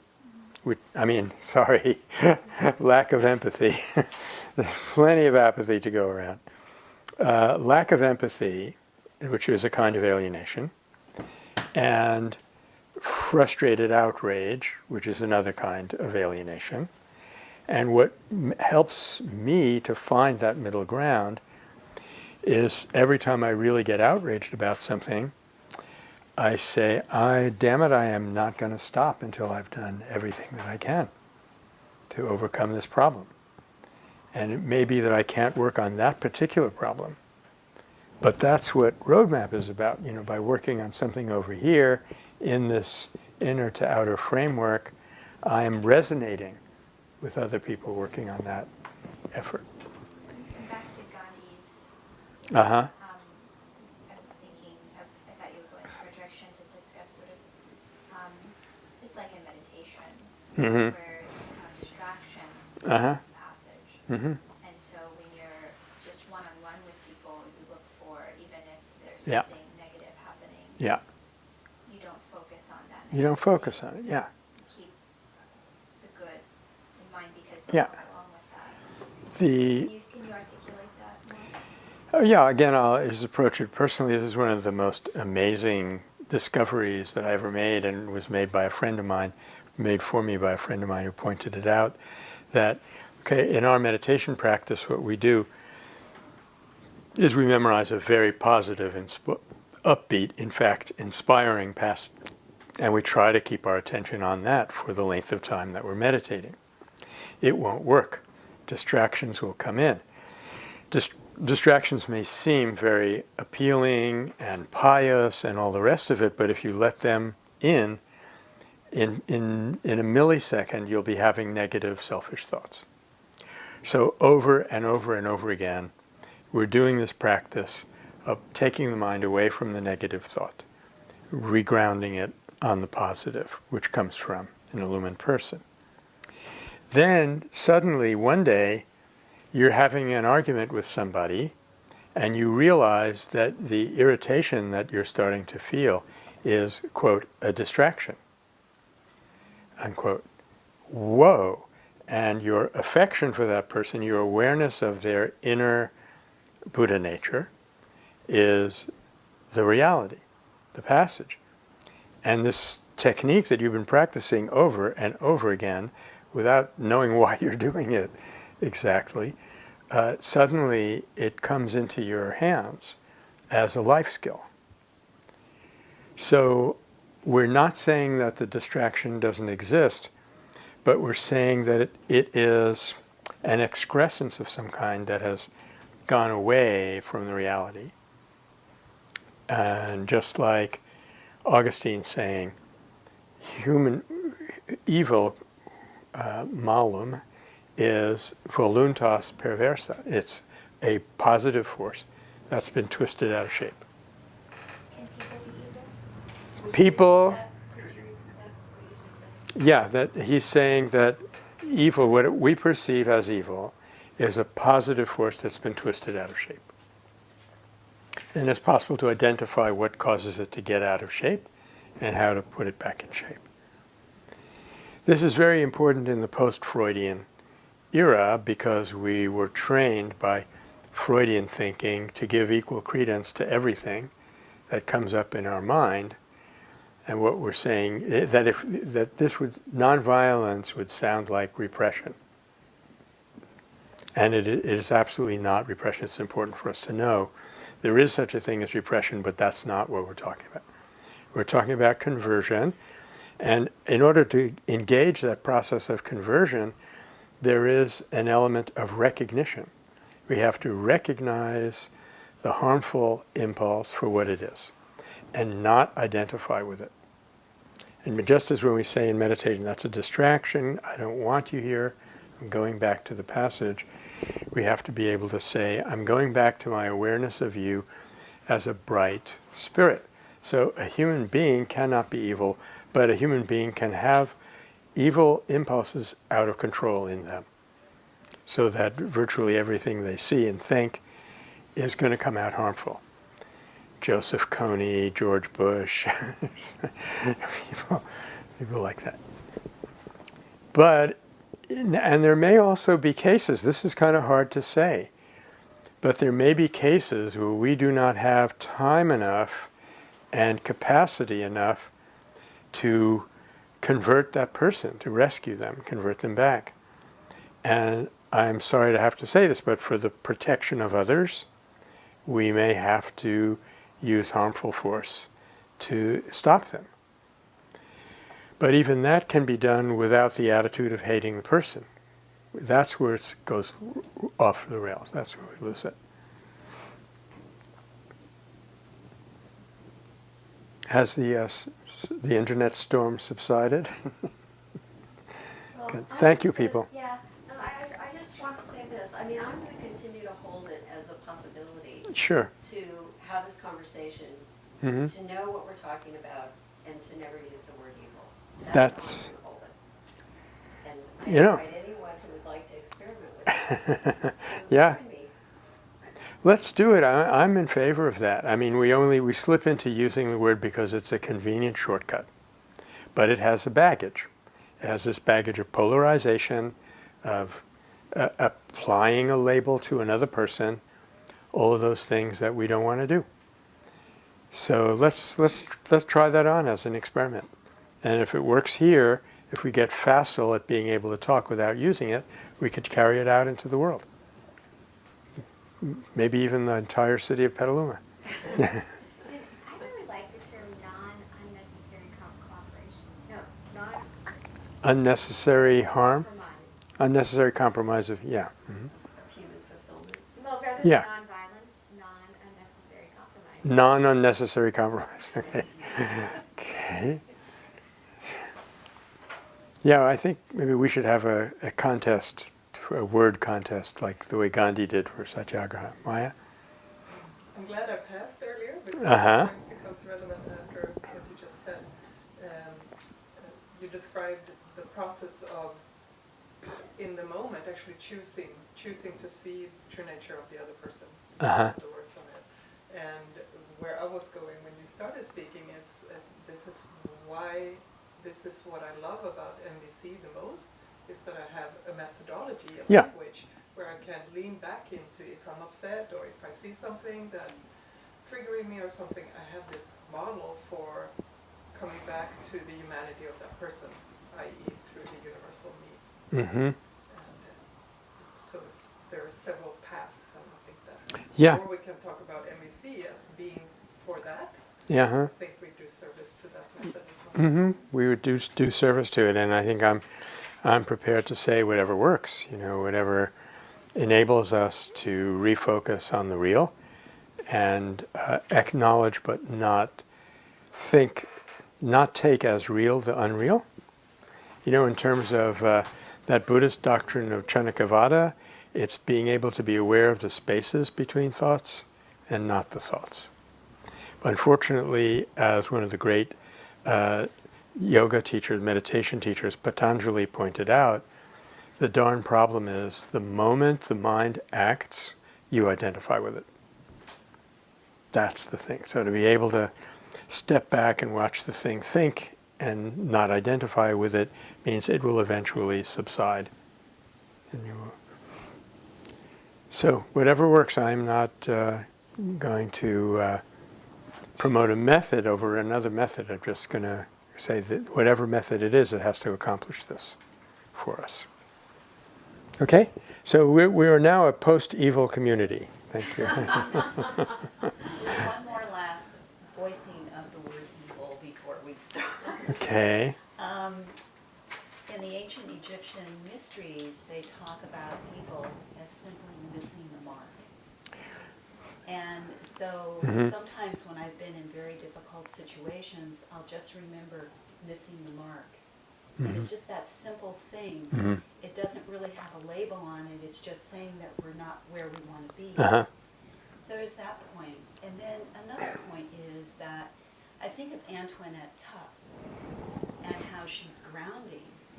Well, grounding is a real energetic process. And you're really grounding, and that's actually creating neutrality. So it's a little action you can take that can have a big result because it puts you in a place of neutrality from which you can make a choice about what action you take. Are you... Those two things together, actually, they complement each other in a way. And so Are you sure you're not talking about the Greek mysteries? Because the ancient Greek word that we later translated as sin when a moral system came along was hamartia, which means literally shooting an arrow and missing the target. which is actually the same thing in the Egyptian mysteries. I see. Egyptian mysteries. Okay. Yeah. And interestingly, you've got something? Okay, one second. Interestingly, the Latin word which we translate as sin, which was peccatum, literally means hobbling. Like when you have a domesticated animal and you kind of hobble two of its legs together so it can't run away. That's known as peccare, from pecus, a domesticated animal. So sin, another word I'd be happy to jettison from this enlightened community. The words that we translate as, Lighter already. yeah, phew, who needed it? Yeah. What else can we get rid of? So that word actually meant an inhibition, which is precisely what Galtung said violence is. Yeah. Back to the can of worms you opened, using force. Yeah. The idea that sometimes one must use harmful measures against someone, causing unnecessary harm, a case of trying to achieve overall less unnecessary harm. If so, Yeah. since no one has the whole truth, how does one avoid unexpected consequences? Oof. Can you spell that out? Okay, let's put our books away. There's the rest of our semester. Yeah, I would land on the word unnecessary. I think, okay, the kind of situation that Gandhi was talking about is an absolute emergency where someone comes in the door with a weapon. I'm not Antoinette Tough, right? So for one reason or another, I cannot talk that person out of his aggression, hypothetically. I will use force, harmful force against that person to protect you all, and I will not call that unnecessary. I would say it was necessary for me to do that. It was necessary because of the extreme nature of the situation. So if I come out of that saying, how did we get into that horrible situation? How can we rearrange things so that that doesn't happen anymore? Now, it's also true to say that if I have a weapon, and I'm a normal person, that my tendency will to reach for that weapon and not try to bring out my groundedness and solve it, which may in fact work. I know Derek and Andres in Job, when they were, that's right, in Borg, that's right. When they were attacked by the militia and saved those people, they said afterwards, if we had had a weapon, we would have just been killed. Yeah. And I'm sure that's absolutely true. So let me say this before we go any further with the can of worms, that we're only talking about an extreme situation where you've had no time to prepare. And this is not a good situation to learn about nonviolence from, because the options are so small. It's much better to take a situation where we can do some preparation, apply nonviolent energy, and ask ourselves, how did it work? And prepare from that to not get caught in the other situation. So we've had exactly, as a nation, we've had exactly the wrong response to 9/11. There's, arm everybody, every pilot now has to have a gun, and it's kind of a combination of panic and vengeance. So somebody once recently said, I think that was Kathy Kelly, who's coming to town on the 27th. So anyway, I hope that helps for now. It's a tough situation, and I think in the end it's a personal equation. I can't even say what I would do if I were attacked. I know what I would like to do. And same with everybody. And I know that if I did something harmful, I would try not to get paralyzed by guilt, and I would try to analyze it and say where in my psyche was the weakness that made me vulnerable to that thing. How can I fix it? Whoa. Okay. So we've covered a... Huh? Can I say one thing before we leave this? Let's put that to a vote. No, of course you can, Carrie. I just, when I think about that whole subject that we just kind of moved away from, and I really am with you. Like, let's do everything so we don't get there.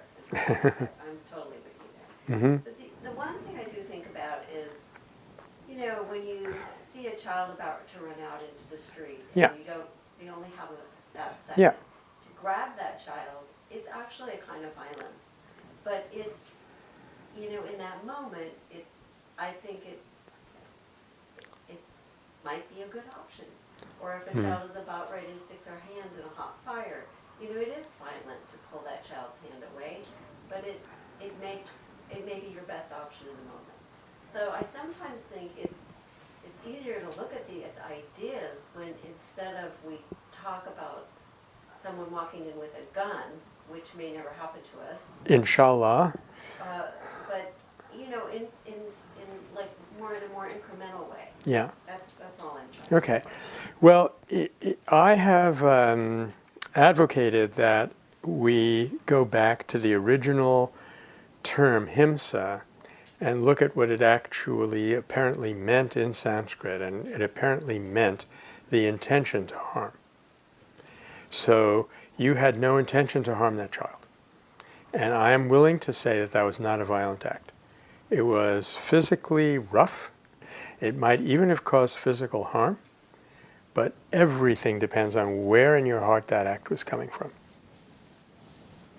So that, I think, does help clarify. Okay. So we've covered about a third, I think, of what I had kind of sketched out. I wonder if you all would be comfortable with this, is I want to introduce a topic which we can use as a tool for evaluating some of the early historical movements, and I will promise you that this topic is perfectly active today. It's perfectly relevant. And I think I can do that in 10 minutes if everybody, unless anyone has a comment or your head is reeling, you can't put another thing in it. Okay, I think I've been given the go-ahead, or I will interpret your silence as such. So it all started with a literary scholar, actually. I'm very proud to say, a French critic by the name of René Girard, Girard. You have at least one book of his shortest book. All his books say the same thing, so I chose the shortest one. And it's on our Google Doc of resources. And I think it was in 79, but it might have been later than that. He wrote a book called Violence and the Sacred, in which he made a rather bold assertion. Yeah, you should go out, Fancy, this won't interest you. Made a rather bold assertion, which I think was overbold, but was very, very useful, that all human culture comes from the practice of sacrifice. And there is a dynamic that takes place in every single society. We can't escape it, which is a dynamic of, tension. Tension builds up, conflict starts to look nasty. We may be reaching a point where the community is actually broken, and it looks like a civil war may break out. What people do by instinct down the ages is they pick out a scapegoat, and they achieve what's known as unanimous violence. So instead of fighting one another, we say, "Oh, it's that Mercedes. She did it. She's the one who infected the whole community. Let's just expel her, and everything will be all right." And you actually read these documents, which we have taken to be historical. In the 12th century, there are these in these French chronicles. He was, of course, French, and he knew this literature very well. There would be chronicles about a town which was affected by the plague, and people discovered that it was the Jews. The Jews were poisoning the well. So they expelled the Jews, and the plague went away. Now, he said what actually underlies stories like this is the community is being torn apart by violence, and they decide to practice unanimous violence against someone who is like them but not exactly part of them.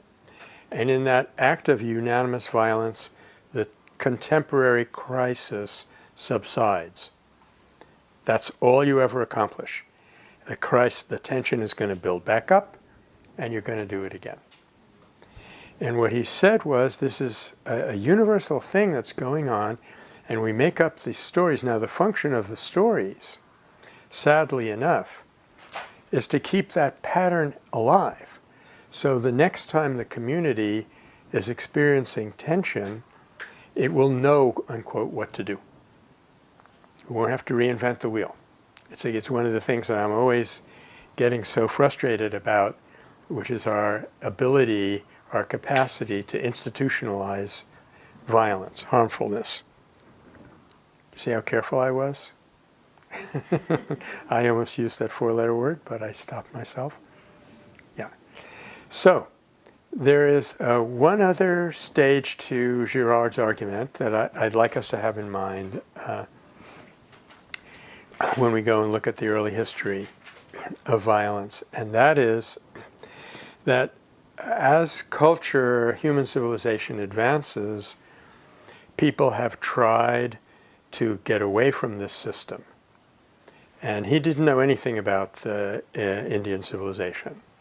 I tried to bring him up to speed on that point, to no avail. So, but what he knew about was the West. And what he said was that the Judeo-Christian tradition is an attempt to get away from sacrificial logic. And you can see this in several places, and I'll mention three of them.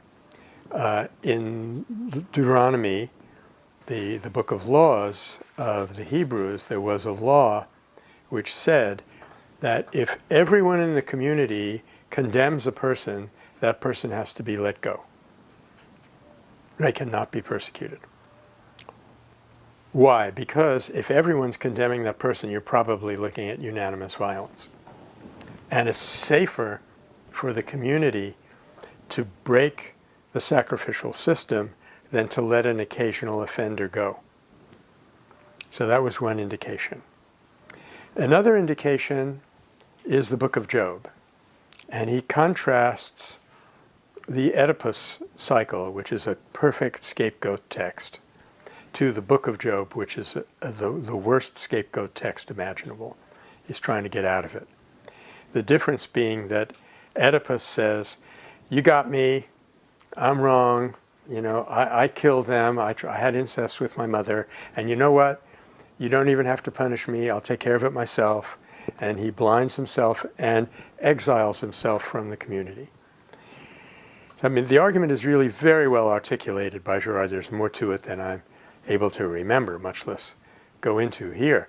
But the Oedipus story is a classic, perfect, point-for-point paradigm script for scapegoating. And it depends on one thing. It depends on the victim consenting to the process. Okay? So in a sacrificial ritual, in a Greek ritual, for example, you would bring in a sheep and you would say to the sheep, do you want to be sacrificed and given to gods now and be made immortal? And while you're saying that, your acolyte who's helping you is sprinkling water on the sheep's head. Okay? So what is a sheep going to do when you sprinkle water on its head? Now that happens to be the way you say yes in Greek. So, to us this is absolutely ridiculous. But a lot of superstition is absolutely ridiculous. But it works. Because you get the sheep to say, oh yes, please sacrifice me. And then nobody is guilty. The poor sheep, who had nothing to do with it, has taken on the attention of the community, and you can lurch your way to the next crisis. So, when Oedipus says, I'm guilty, I did it, I'm even going to punish myself so nobody has to take on this guilt, he's the perfect sacrificial victim. Job does the exact opposite. If you remember, Job says, you people can do whatever you want to me, I'm in your power, but I'm standing here and I'm telling you, I did not do anything wrong. And by saying that, he breaks the sacrificial cycle, renders that myth inoperable. Okay? So, one last question, and then we can just kind of have this one to ponder. Who else in the Judeo-Christian tradition did that? I'll give you more hints if I need to. Jesus, of course. He said, forgive them, Father, they're guilty, they don't know what they're doing. But he never said on the cross, you caught me, thanks, He did say, I'm going to heaven when this is over, which is, a bit of a difficulty. But for Girard, Jesus is the paradigm myth breaker for the sacrificial myth, which unlocks human progress. How are we doing? Okay. Well, in the next 3 minutes, I'm going to do what is very difficult for me, which is not to speak. I'm not going to introduce a new topic. If you have any questions about this one or any other, I'm here. Jill? So is the idea then, so when somebody breaks the cycle, does the cycle truly end and the action is not really built up again? Or is it a continual cycle where... Alas, just breaking the cycle, even by sacrificing your own life to do it, doesn't seem to end it once and for all. It does mean that you have given it a knock, or as the Buddha would say, you've kicked the wheel of the law over to get it spinning. But evidently, human denseness is so thick that we're going to have this happen again and again. And what I think is the biggest tragedy in all of human life is that people do this and nobody gets it. Nobody gets the message. People obviously made the obvious comparison between Gandhi's assassination and Jesus' assassination. his execution. Because he could have avoided it. He knew perfectly well that they were after him. But he allowed himself to be taken so that people could see what they were doing. Which also is what Socrates did. He was given an opportunity to escape the death penalty, and he said, if I do that, the people of Athens will never understand what they're doing. So this is the tragedy that even doing it in the most conspicuous way possible in the world does not seem to solve it once and for all. But at least it gives us the model. And again, it seems like I remember in listening to your class, you talked about the stages of religion. Yeah. And even those examples, Christ's death gets taken and turned Yeah. around to mean the Exact opposite. Yep. Yeah, what you're referring to is Nagler's theory of religion. That in every religion you have a revelation, and what's revealed is exceedingly difficult for people to live up to. So they start compromising it, they start making accommodations, and then eventually the accommodations go to the point where they're actually using the religion for the exact opposite that it was meant for. The only thing that you have left is the prestige, which you're misusing in a very harmful way. Yep. Can you give us a preview of what you'll be doing? I'll be picking up from here, and what we'll be looking at is where in very early history we see nonviolence happening and actually developing. And what I've immediately been leading up to is why the discovery of monotheism was so important in this process. And then I will look at other examples of nonviolence in more recent history, but prior to Gandhi. Okay, so we'll look at the Quaker Movement a little bit, and we'll be talking a good bit about what role religion played and what role religion was supposed to play, and so forth.